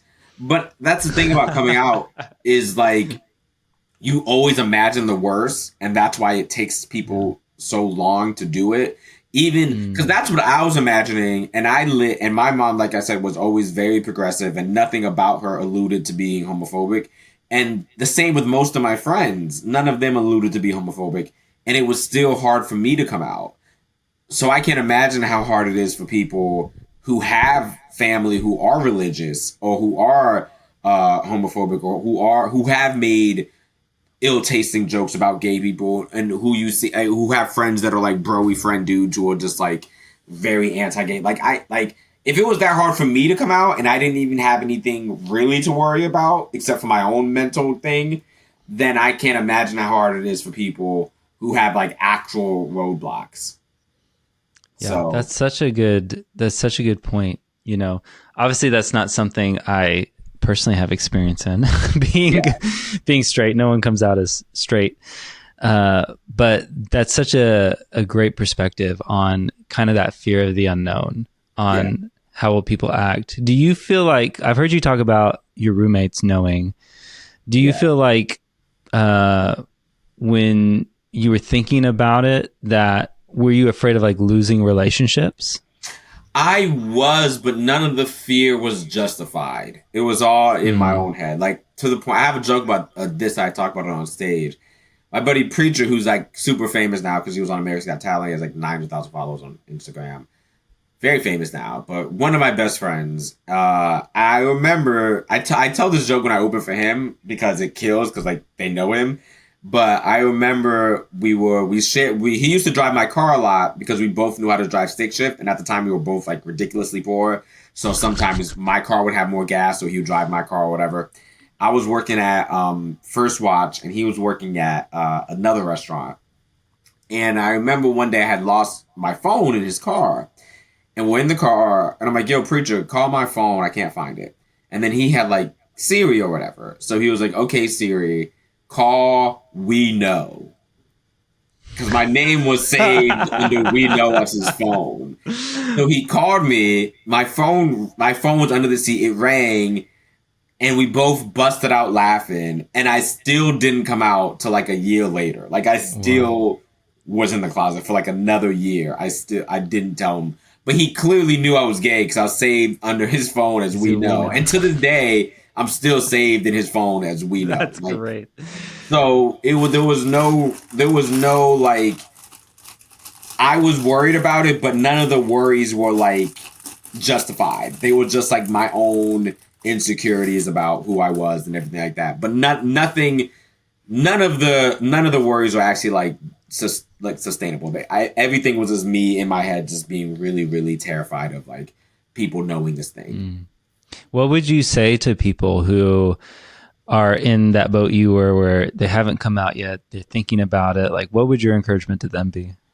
I mean, I would say, don't feel rushed about it, but also I will say, I still to this day wish I would have came out earlier. Everything happens for a reason, or whatever cliche that is. But I will say it's like the most freeing thing you can imagine, because like you don't realize how much of a burden it is until you're no longer carrying it. And then you're like, holy fuck, that was heavy. That's a word there, man. Like, you don't realize, like, because people who walk around, like, weighted vest or weighted, like, they don't realize how much they're holding on to that stuff. And then they take that off and, like, holy fuck, this is so freeing. And that's what I would say to people who are closeted or who haven't came out. It's like, you don't realize how much that's really hindering your soul until it's no longer hindering your soul. And then you're like, holy fuck, I'm a whole happier, freer person. Because some people who are closeted, they're very miserable, they're unhappy, they're mean, they're hateful, they're just like, they have all this, and they don't realize why they feel the way that they do. And it's like, because you're living so unauthentically you, and it's not good for your health either. Like, it's not good for your health to hold on to something that big, and that, like, it's not good for anything. It's not good for your health. It's not good for, and I will say, a lot of times as people, especially as closeted people like that, we always expect the worst. Like, we always think that the worst is going to happen. And a lot of times it's not nearly as bad as what you're thinking. Like, because even for me, I thought it was going to be like a nightmare. I thought it was going to be like, oh my God, this is going to change. Like, and it wasn't. But to the people but I will say, I do say it is harder for people who, like I said, have very conservative parents or very religious parents. But I will have to say, as selfish as it sounds, you have to put yourself first and your parents second. And if you think that your parents are gonna like disown you or stop talking to you, or if you think friends are gonna stop talking to you, I just want to say you'll make better friends. If you have a friend who's gonna stop being friends with you because you're gay, you already have a terrible friend. So you don't really need that friend anyway. You'll make better friends, and you'll make your own family. Like, my closest friends, I all consider family, because especially since my mom passed, my friends are like family. All of my friends, people like Preacher and like Mia Jackson and Yamanika and like all of my and Godfrey, all of my close friends are like family. So if you're worried about losing family, you can gain family. Like family is not always blood, because my blood parents I don't even know. So like family is not always blood. So I think if you're really worried about losing family or friends, just know that you can gain better family and friends after you come out. But it's something that needs to be done. I think that's really powerful as well, coming from you as someone who is adopted. Like, it'd be one thing for me to say that, and like, I do have family, you know, biological family, but for you to acknowledge and say to people like, hey, you're going to build a new community around just being yourself, living that truth. Yeah. I hope people hear that and do that. Speaking of being closeted, let's talk about Grindr. Yeah. What's up? For you, as I don't use Grindr, happily married. I know about it about as much as I've heard people talk about it is my extent of knowing it. I know what it exists for and all of that stuff.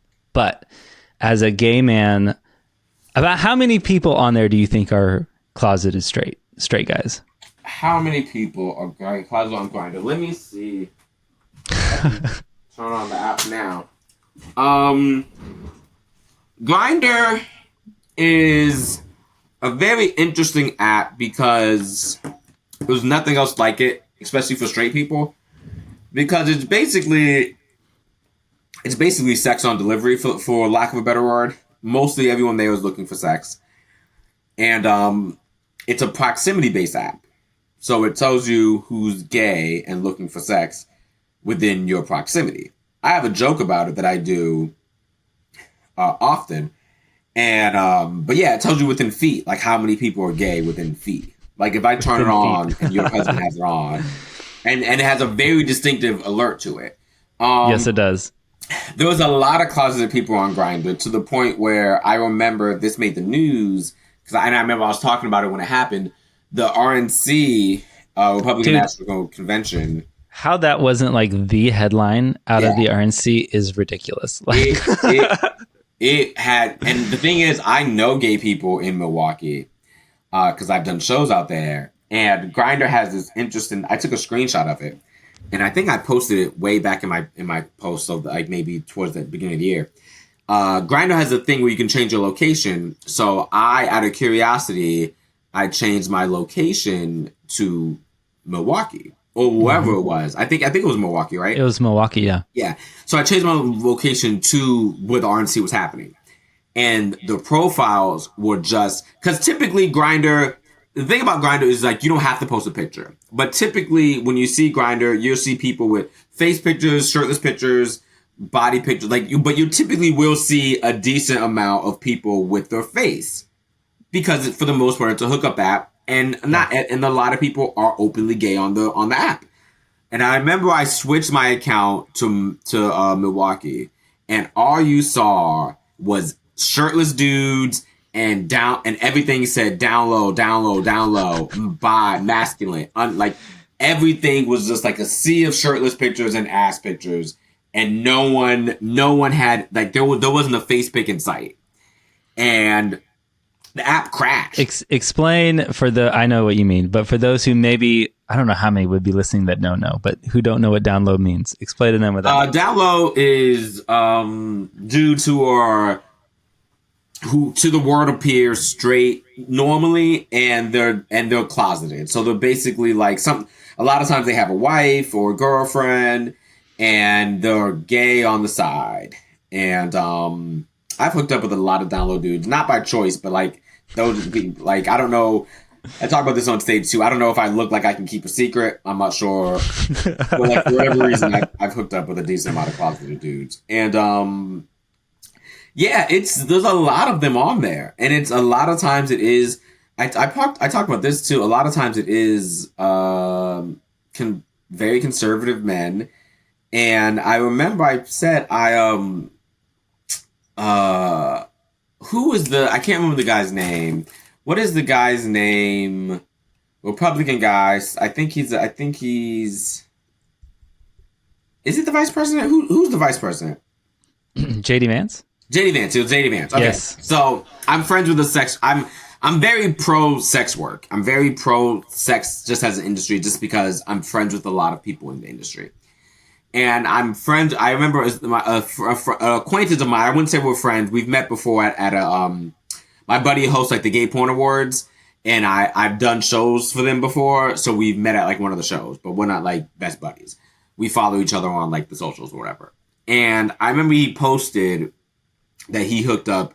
He said that he posted that like way back in the day he had hooked up with JD Vance, and so he was basically saying that he's gay. And I remember some very conservative men were in the comments yelling like they do. But someone said this, and he was like, his response was great. So someone said, "Why do gay people always call us conservatives gay as an insult? Sounds like you guys don't like gay people." And then my friend replied back, he's like, "Oh, I wasn't insulting JD. He sucked a great dick. Like, he was so good." And that went viral. Like, I thought that was so funny. But it also made a point to be like, listen, when we're calling download dudes gay, we're not saying it as an insult. We're saying it as a fact. You're taking it as an insult because you're a bigot and you think being gay is an insult. But we're not saying it to insult like people like JD and Mike Pence. We're not saying, "Oh, you're gay," like it's an insult. We're saying you're gay as if it's a fact. You like to sleep with men. That's nothing wrong with it. I like to sleep with men too. The problem is I'm not passing laws against people that sleep with men. That's the only difference. Yeah. That's just so wild to me. The idea of being closeted like that, but then publicly, like a guy like Vance, having such a persona of hating it. Yeah. I'm like, wow, talk about needing some serious therapy. Like, holy cow. Yeah, Brian, like the app literally crashed. There's so many down low men on all these apps. And whenever I talk about it, like I've talked about it on numerous podcasts before, and people sometimes get mad, like, it's not true. That's not true. I'm like, bro, I'm on the apps. I am on the apps looking at these download dudes. It is 100% true. There are so many closeted dudes in this country. It's true. Yeah. The proof is in the pudding. I'm showing you. I can show you all the closeted dudes who hit me up consistently. I'm not making it up, because a lot of times people assume that I'm closeted on the app because I don't have a profile picture. But I don't have the profile picture because I'm closeted. I have it because I do comedy for a living, and I don't want fans to see me on Grindr and get creepy messages from fans. So that's why I don't have a profile picture. But a lot of times, since I don't have a profile picture, down low people will be more inclined to message me because they assume that I'm also down low. Does that matter to you when hooking up, if a guy is out or down low? Hooking up, no. Anything past hooking up, yes. I won't do anything like intimate with someone. Because to me, sex, I mean, people do equate sex to intimacy, and I think it's a fair equation, but I don't think it has to be. I think sex, some people are able to make sex just about sex, and there's some people who can't. And I'm one of the people who can. I'm able to have sex with someone and not have any intimacy at all. But I'm also able to have sex with someone and have it be very intimate. Like I posted about this recently. I have a joke that I'm doing about it recently. But I was in Denver with this dude. We spent like 5 days together, and we hooked up. And we had like, I posted about this, and it got a lot. I got a lot of DMs when I posted about this because I'm like, oh my God, I just had romantic sex. And we were very intimate because we've known each other for a while. We really like each other. He's a doctor. He lives in Denver. And we're able to have, like, we had a really great, like, we spent like 5 days together. And I think that was like a really intimate sexual experience, which is great. But I've also hooked up with dudes who I'm like, I don't know this dude's name, nor do I care. Like, I'm able to separate the two. And I think some people are, some people aren't. So in that sense, I would never have intimate sex with someone who's down low. I'd have a one night stand or a hookup or a meaningless sex with someone who's down low because it doesn't matter. Because in theory, I'm not going to see them again. But I would never be intimate with someone who's down low because it's not worth. I'm not putting my heart or I'm not putting more of my being into something that has to be like a secret. Like, I have no interest in that.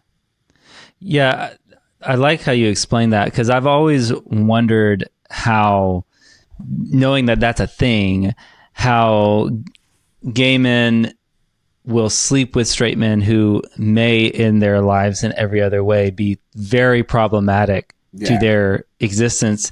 But it sounds like you're saying, like, for you, it's the disconnect of like a hookup versus something more intimate. Yeah. A hookup is a hookup. And I mean, I don't prefer download dudes. It's not something I go, there are some gay dudes who like pursue it. I have no interest in that. They come to me and we hook up, but like, I'm not interested in pursuing that. But also at the same time, it's like, I'm also not interested in doing research on dudes. Like, people are like, oh, you sleep with a download dude, he has a wife, that's so fucked up. I'm like, yeah, it's fucked up for him. He has a wife. I don't have a wife. Why are you mad at me? I don't have a wife and I don't know his wife. So that's something that he stood up in front of God and the church and got on one knee and did the vows. I wasn't there for that. Like, he has a wife. That's something that he did fucked up. I am just some horny dude in New York hooking up with this dude. I don't have a wife. I don't have a husband. I am single. So I am not cheating and I'm not hold to this moral standard. So I don't know why people not always, but a lot of times people blame the person that they're cheating on in gay or straight relationships. It's like, bro, blame the person who has a wife. He promised to that woman to be faithful. I don't know Samantha. Samantha. And it's funny whenever you see it portrayed in like shows or movies where they get caught cheating and then the other person and the partner like goes after the one they're cheating on. Yeah. I'm like, boy, that would not be the case for me. I would be murdered first. Yeah. And then it would be the other person. Because you're the one who did you're the one who did the fucked up thing. Now, if it was a friend, right? Like, if I have a homegirl and if her husband was gay and I slept with her husband, then yes, I should be blamed because I know her. We are friends. Now it's fucked up for both of us. Yeah. But if I don't know your fucking wife or your girlfriend, that has nothing to do with me. That's between you, your wife, and your girlfriend. That has absolutely nothing to me. I'm just an innocent bystander there to have sex and go home. Have you ever gotten a date on Grindr or used it for dating, or is it just more a hookup? I've personally never really gotten a. Let's see. I've met people, maybe nothing substantial, but for the most part, it's for hookups. But I always like to say Grindr in particular is an app mostly for hookups. I would say 80% of it is for hookups. I would say those 20% of people who go on there and who find it. Like, I've met older couples or people on like gay cruise ships when I do gay cruise gigs and stuff like that, who've met their husband on Grindr and they've been together for 6 or 7 years or 10 years or whatever. So there are people who do find love and more on Grindr. But as a surface level thing, I even say this, it's not a dating app. It's a hookup app. Yeah. It's a hookup app where you can find dates. But it's a hookup app first because it tells you proximity. There's no app there's no dating app that's like, ooh, there's someone 20 feet away. You want to go get chicken? Oh God, no. Like, can you imagine like the amount of women that would get stalked that way? Like, oh yeah, no. That's one of the jokes that I do on stage. Is it would never work. But yeah, a straight Grinder. Like, oh my God, it would. Yeah, it would. Talk about liability. Yeah. Man, is getting married, having kids, is that something you want down the road? I'm not opposed to it. I've never wanted kids. If I met the right person and we fall in love and blah, blah, blah, blah, blah, I'm not like 100% no, but I'm like an 80% no. Just because I'm selfish. I'm way more selfish. I don't, and I talk about this on stage too. Parents have to be, good parents, I should say, have to be selfless, and they really have to put their kid first. And I don't think I'm mature enough to do that. Like, cause like, what if my kid likes sports? I hate sports. So now I have to pretend like I like baseball. You're gonna have to go to their sports games. He likes baseball. Like, no, I don't want to do that. And like, what? Like, I'm blunt and painfully honest. I don't. If they draw something, it looks terrible. Now I got to put it on my fridge.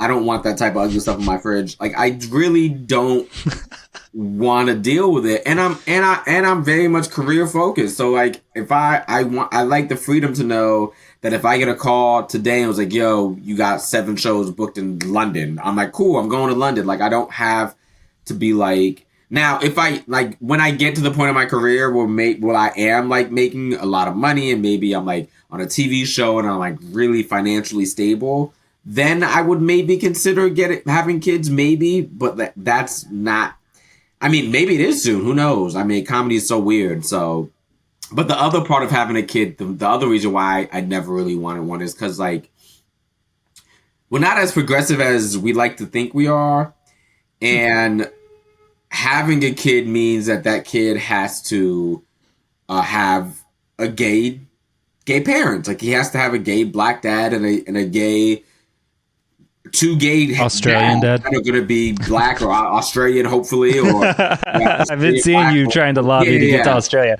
Or whatever. Like, they have to deal with the complexities of having 2 dads. And although we like to say that we're this very liberal, progressive, we're not. And that's going to be hard for that kid to grow up with. And I already know how hard it is to grow up as a gay kid with adopted parents in the South. Like, I already know all the stuff I had to go through.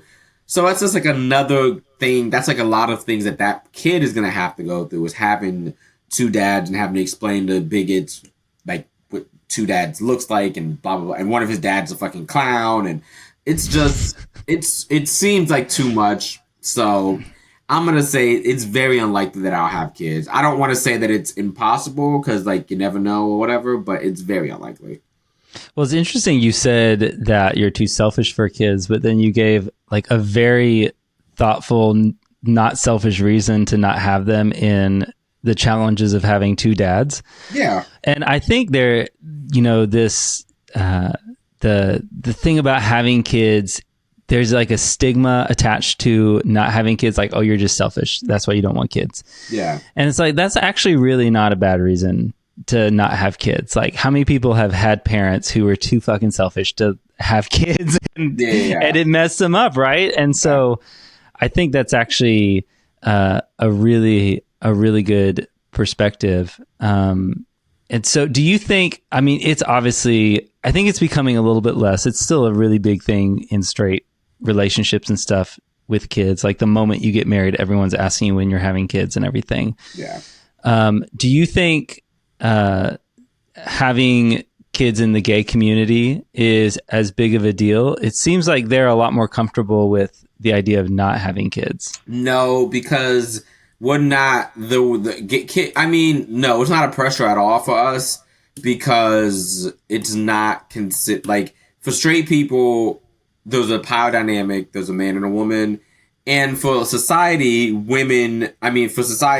people view women as receptacles for kids.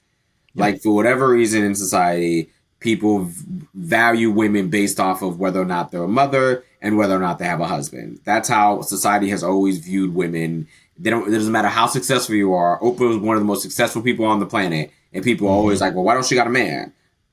Nigga, she's Oprah, nigga. She's a billion. What are you talking about? Yeah. Why does she need a man? She's a billionaire. Like, what are we saying?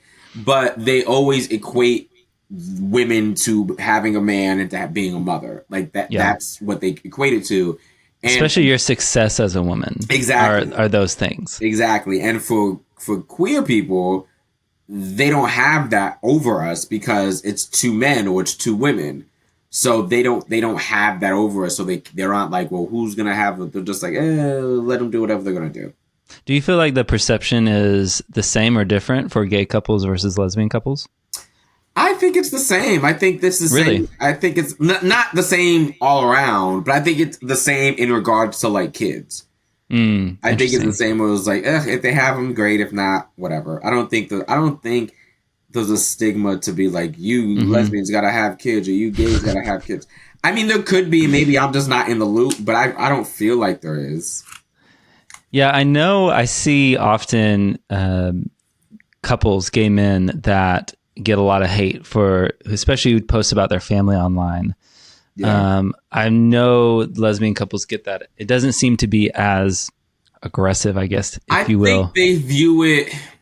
The problem is they view men in a predatory way, which is a stigma, a negative stigma towards men. And I think it's because when they see because they view women as motherly inherently, is if they see two lesbians and they see them with a kid, they're just like, oh, two mothers. Like they view, but it's so, the stigma around dads in general is not good. So they see two dudes with a kid and they're like, oh, creeps, whatever.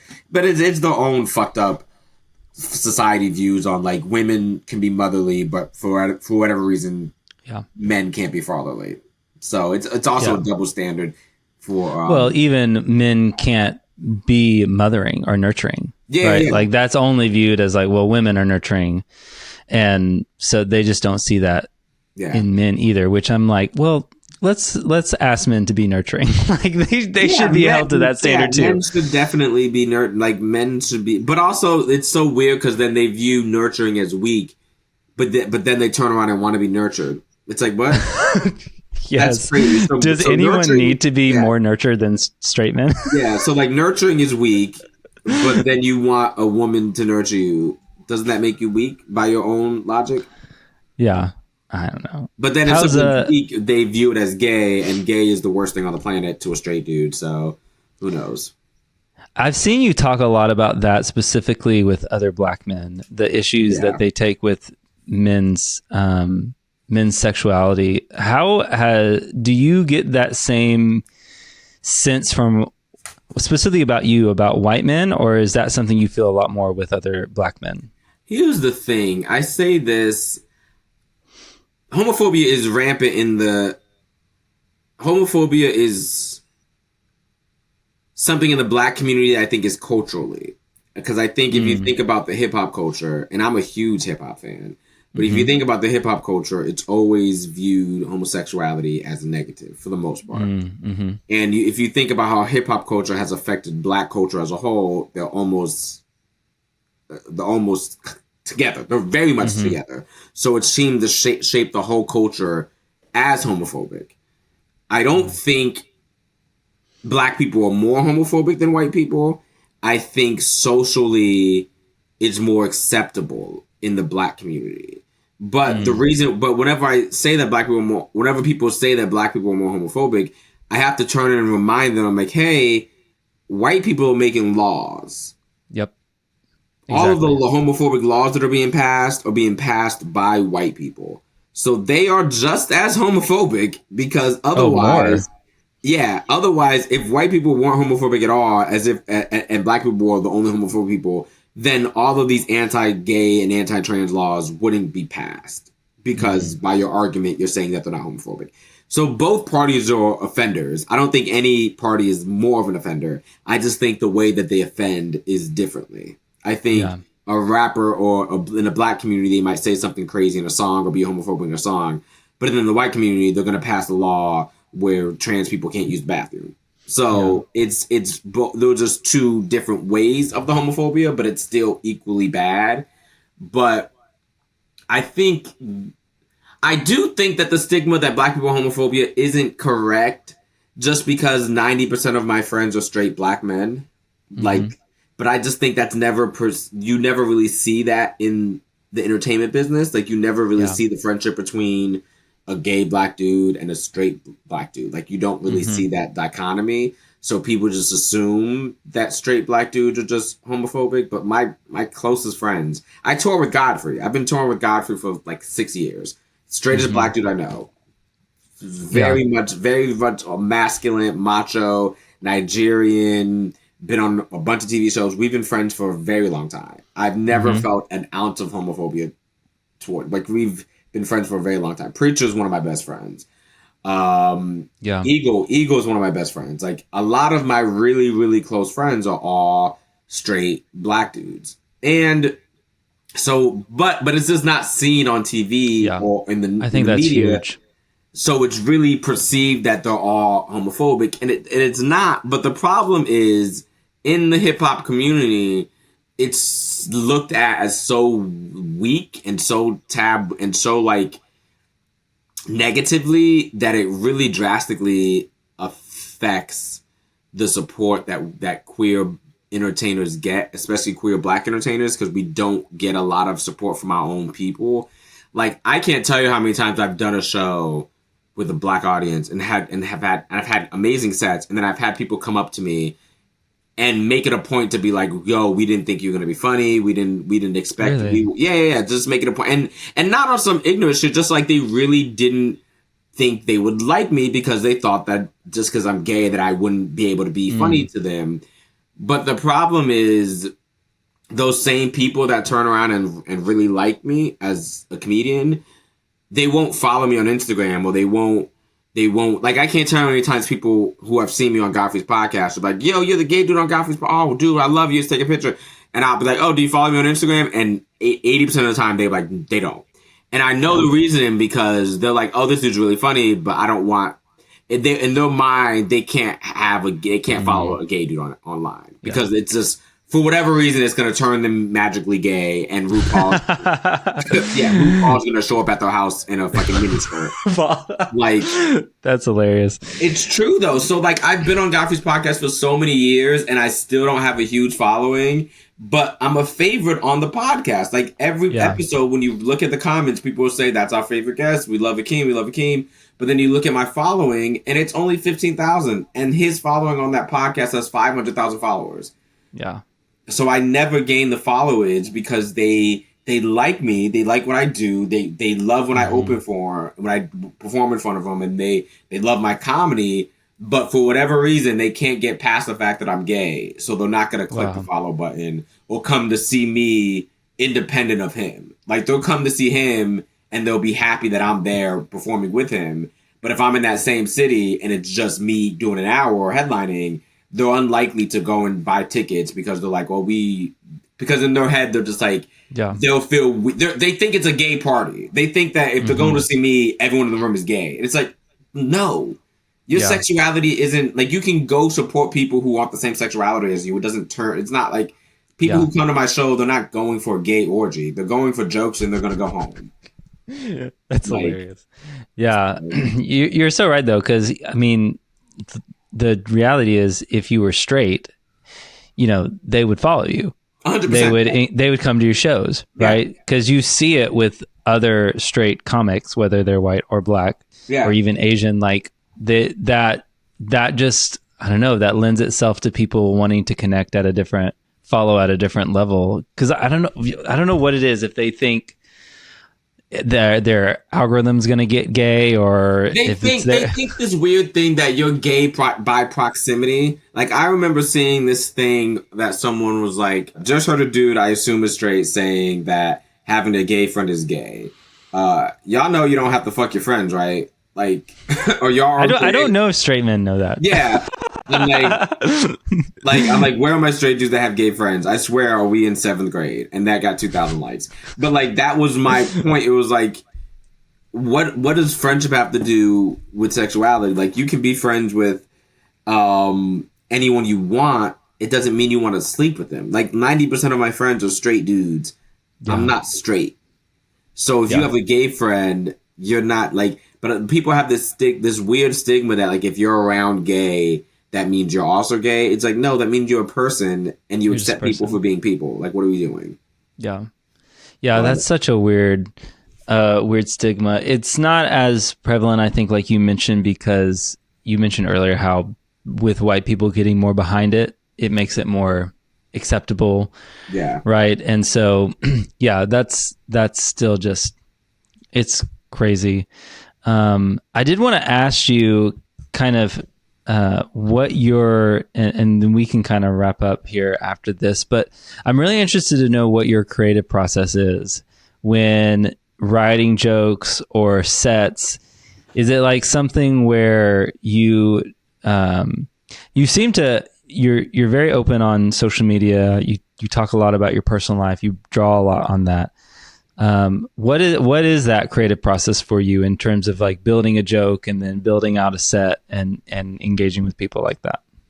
So as far as creative process goes, as far as a joke, I think that really varies from joke to joke, right?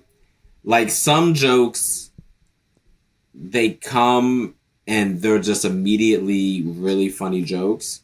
And then some jokes are just like, they take forever. Like, for instance, I have a joke about being adopted that I'm working out right now. And I'm trying to do it on my next late night set. Because I did late night a few years ago. I'm trying to do another late night set. And the joke is finished now. I don't want to say it's finished because I don't think anything's ever finished. But the joke is at a point where it gets consistent laughter every time I do it. So in my mind, it's like as close to being done as a joke can be. But I've been working on that joke for 7 or 8 years. Like I've been trying to figure out how. Wow. Because the problem with it is people get too sad. So I'm not going to tell you the truth, but the problem is when you talk about stuff like being adopted and growing up in foster care and your mom dying, people get too sad. So you have to figure out a way to alleviate the sadness quick.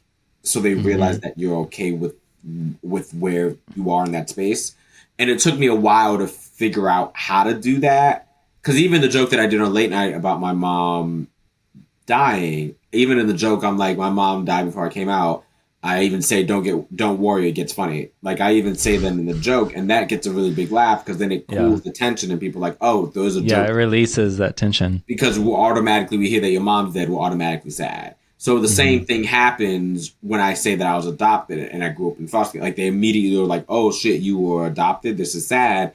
So I have to figure out a way to do it that I know that it's sad, but I also know that it's funny. So for jokes like that, it's harder. But then there's some jokes, but even like for sexual jokes, it's harder in a different way because you want it to be funny, but you also don't want it to be too edgy that people are uncomfortable about the sex aspect of it. Yeah. So those jokes are harder, not harder to do, but interesting because it's like you figure out when the line is too far. Like I have a joke that it's only worked once and I don't think it'll work again, but like it's a very crazy joke about sex. And I remember I did it once at New York Comedy Club and it killed. And I remember thinking on stage, I'm like, oh, you guys are gross. Like that joke shouldn't have. I even said it on stage. I'm like, that joke shouldn't have worked because that was wild that you guys went there. And then I haven't got a crowd to go there since. I've only done the joke like maybe 4 or 5 times since then, but it's never hit like it did that night. So some nights you just have to realize that you're in a zone where you can say whatever the fuck you want and these crazy jokes will work. But then you have to realize that was just that night. That joke still isn't done. You were just on fire that night, but that joke is not done. And I think sometimes people don't realize that, and they're like, well, why can't I get this joke to work? Because it worked this one time. I'm like, yeah, that one time you were really in the zone with that audience. You haven't gotten to the zone with another audience like that since. That's why that joke doesn't work. So it's not that you did the joke differently that night. It's like you were in a different zone that night for that joke. You haven't gotten back in that zone to tell that joke. So when you go on stage, do you kind of know the direction you're going to go, or do you just have like this resource of jokes and as you feed off the crowd, you kind of go with that? It depends on what I'm doing, really. So if I'm just doing like a spot in the city, so typically spots in the city, or you're doing like 10 to 15 minute sets. So if I'm just doing 10 to 15 minute sets, I'll have like a notebook or on my phone where it's like a list of all the jokes that I'm working on. And I'll do whatever it is that I'm working towards, right? Like, so when I did late night in 3 years ago, or 2 years ago, I'm not sure. And when I was doing late night. That was James Corden? James Corden, yeah. I was running that particular set because I knew I wanted to do these 5 minutes to do for the TV show, right? Yeah. And then right now I'm currently working on a half hour because I'm trying to tape a thing. I can't say anything else than that, but I'm trying to tape a thing for a thing. So I'm currently working on my half hour because I'm trying to do that for something. But typically if I'm not working towards something like a taping or a shooting or a TV thing, I typically go on stage when I'm on tour. So when I'm on tour, I'm doing either half an hour or an hour. When I'm on tour doing a half hour, I typically have the same opener, and there's 2 jokes that I have as a closer. So depending on how the audience is, I'll do one of those other 2 jokes. The middle is all going with the flow. And then when I do an hour, it's kind of the same, where I'll have an opening joke, and then I'll have 3 jokes that I'm going to do at the end. And then the middle is all just like depending on like where the audience takes me, is depending on where we'll go. Like some audience that are really good will get a really, really personal show. And then other audiences that aren't as good, or they might be good, but they're good in a different way. They'll get a different show that is just more interactive. Like, so I think it can be a personal show in 2 different sense of the word personal, right? So one show can be personal as in I'm telling you way more about me than I normally tell other people. Or it can be personal in a sense of I'm finding out more about you, like I'm doing more interactive stuff. Yeah, I see what you mean. So it's personal in a sense like I'm finding out more about you, but I'm not telling you that much about me. And then in other cases, it's like, I don't know anything about y'all, but I'm telling y'all crazy shit about me that I normally don't tell people. So I think it's one of the 2 is what you're gonna get. You're gonna get one of the 2. You're gonna either get a lot about me, or I'm gonna find out a lot about you, and that all very much depends on the energy in the room. Yeah, I don't know what's gonna happen. You don't predetermine how the night's gonna go. Yeah, I just go. I go on stage I know what I'm going to open with. I have an idea what I'm going to close with. And everything else in the middle is kind of a pick your own adventure type thing. Yeah. That's such a unique talent to be able to go on stage and read the room like that, especially because I know you guys are in environments oftentimes with the lights. You can't necessarily see the audience either. Yeah. You're hearing the laughter, but to be able to read the room that way and know how to move through the night, that's a unique talent that I think people hear comics and just think, oh, that's funny, they're funny.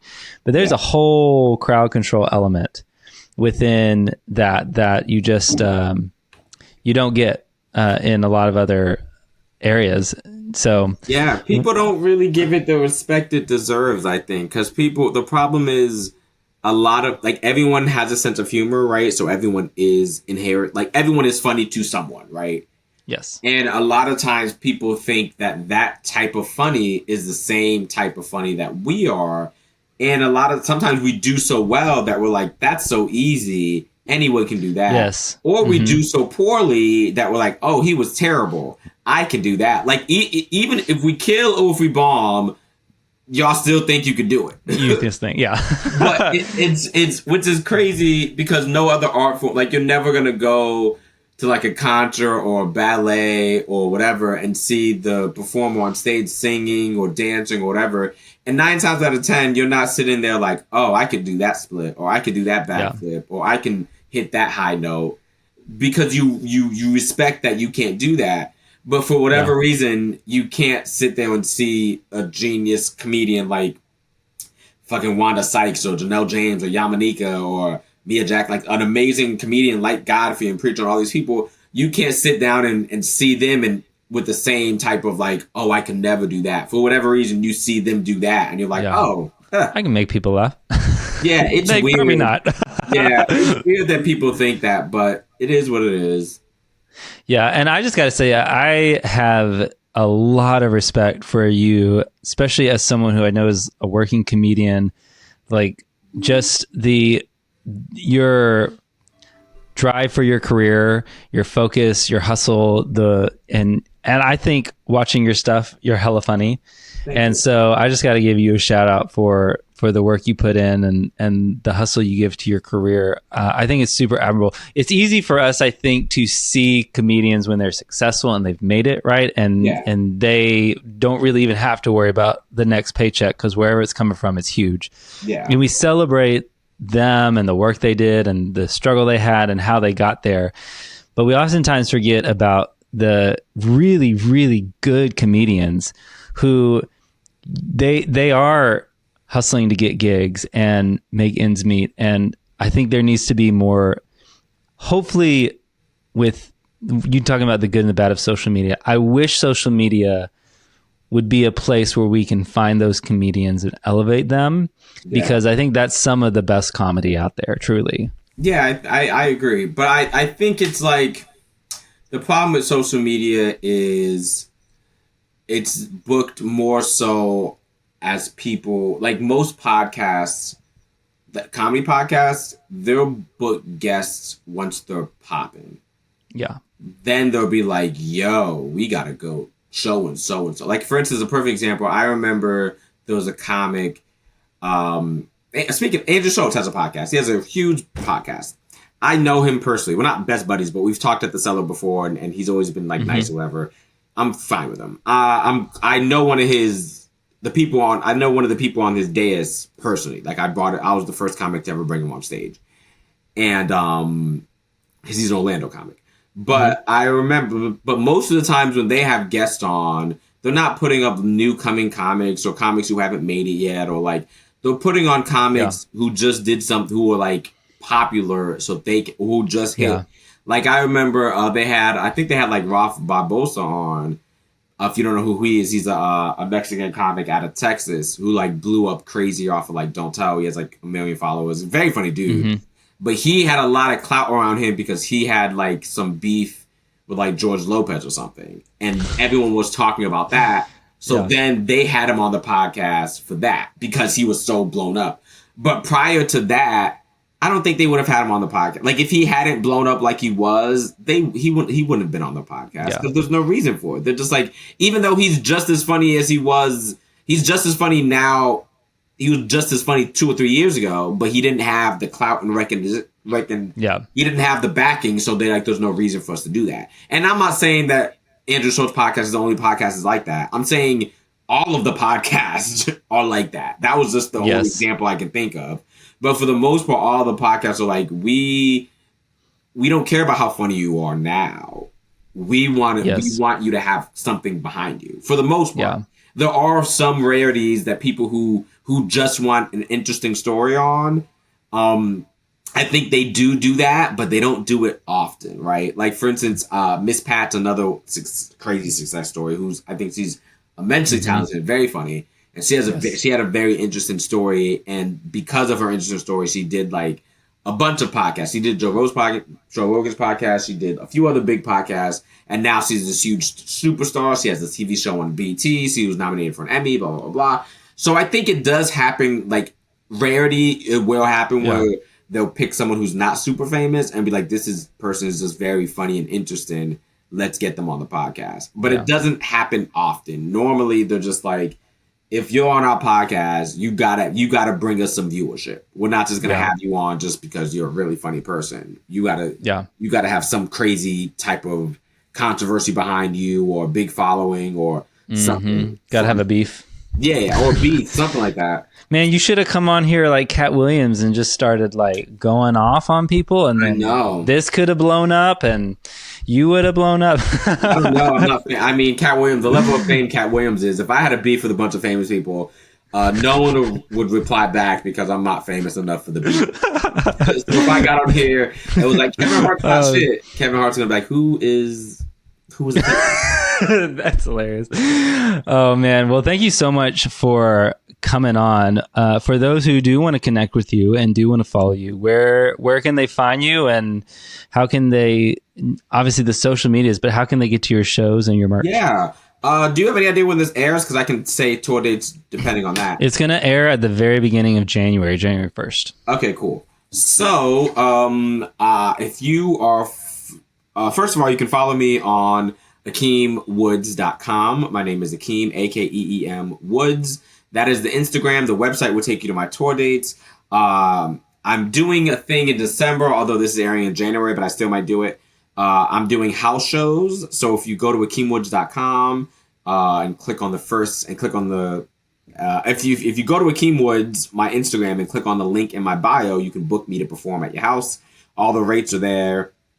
I haven't booked anything yet. It's very weird. Like, at first I'm like, I wonder why I'm not booking anything, because I have a friend who's doing house shows and he books all the time. But then I realized that my friend is this really hot white straight dude, and I'm like, oh, okay, well, that was stupid to think that the would be similar. But I still am interested in doing it. So if you want to book me to perform at your house, link in bio. But as far as like tour dates, January 3rd through the 5th, I'm in Miami with Godfrey. Those tickets will be on my website by the time this airs. So AkeemWoods.com for tickets. January 24th and 25th, I'm at Cap City in Austin. January 17th and 19th, I might be in Denver, so don't hold me to that, but there's a very high chance I'll be in Denver.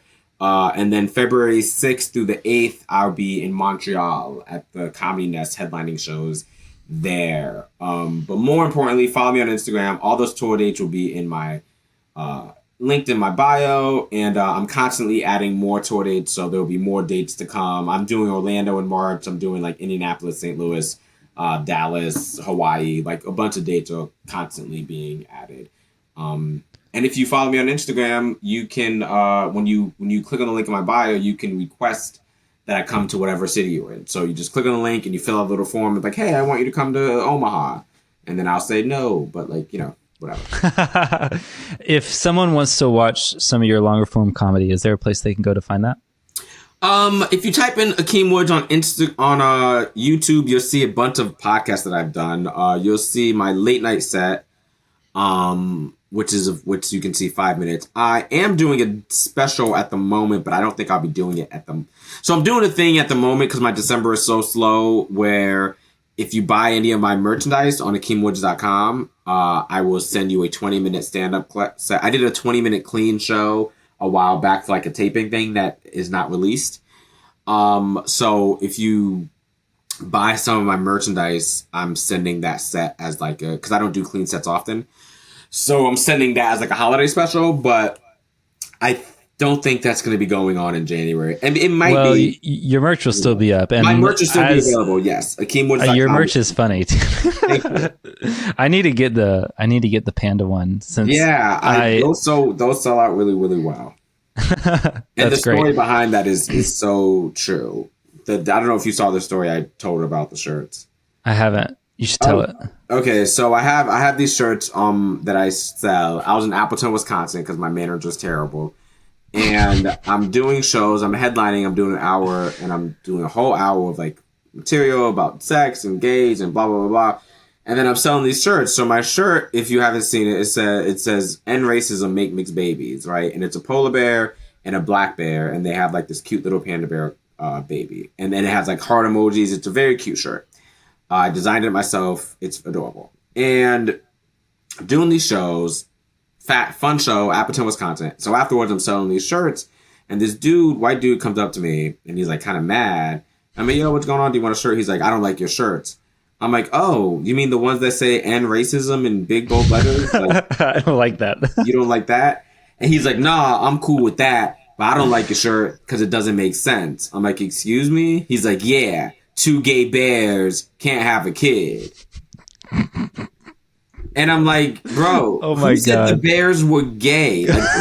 Like, it's a male and a female bear, stupid. But also, and I hate to break it to you, but a polar bear and a black bear, that's not how you make panda bears. Like, that's not how you make panda bears. Like, that's not how science works. Like, it's clearly a joke. Like, what are we doing? And I tell that story on stage, and it gets a huge laugh or whatever. But it is a true story. Like, this dude was sitting in the back mad that I was promoting gay bears for whatever reason. Like, for whatever reason, he thought that I was, like, pushing some agenda that bears or 2 gay bears or adopted. I don't know what was going on in his weird conservative brain, but... This feels like one of those moments when you're in therapy and they're like, tell me what you see in this picture. I see gay bears. Yeah. It's like, because okay, let's unpack that. Nothing about the shirt it's not like it was like rainbow hearts or nothing about it said that these were 2 men. It's not like they were both like, one was in a bathing suit or the other one had like everything about it was just like, these are just 2 regular bears. And this is obviously just a joke shirt.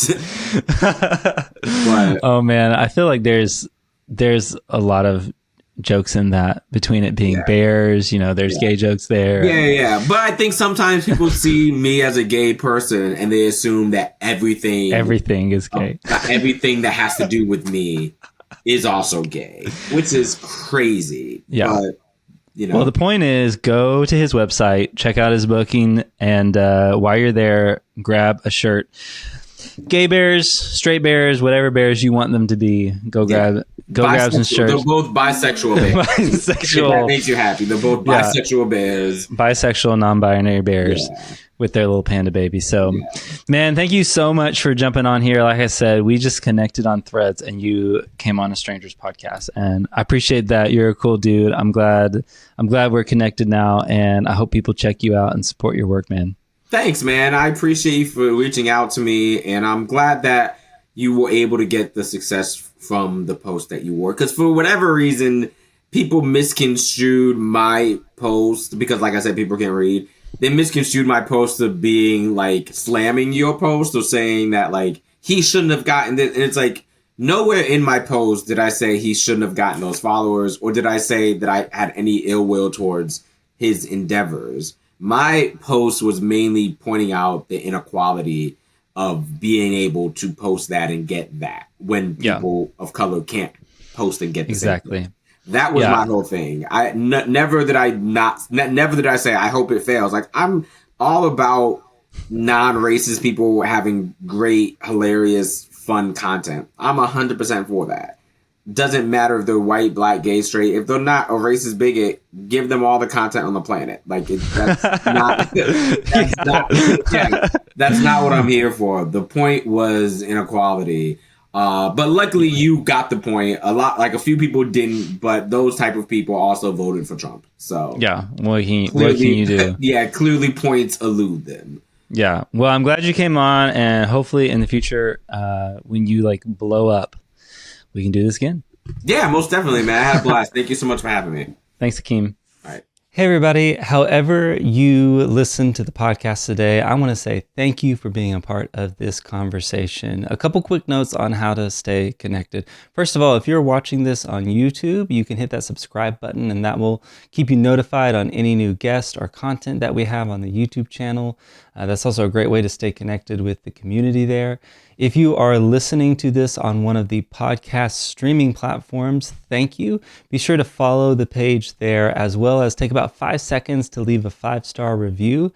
And that really makes a big difference in helping us grow the show and reach other people who would also enjoy this conversation. And speaking of other people who would enjoy this conversation, if you have a friend that you think would enjoy this conversation, be sure to send this episode to them and invite them to listen. We would love for them to be part of this growing, amazing community. And as always, I am on Threads and Instagram and would love to connect with you there. So thank you guys so much for listening. You guys are truly the best community out there. I love getting to know you. I love getting to have met so many of you through different online channels. I love the community that we're building and the conversations we're having. And I'm really, really grateful that you are part of it. So thank you guys for being part of this community, and we'll see you next time.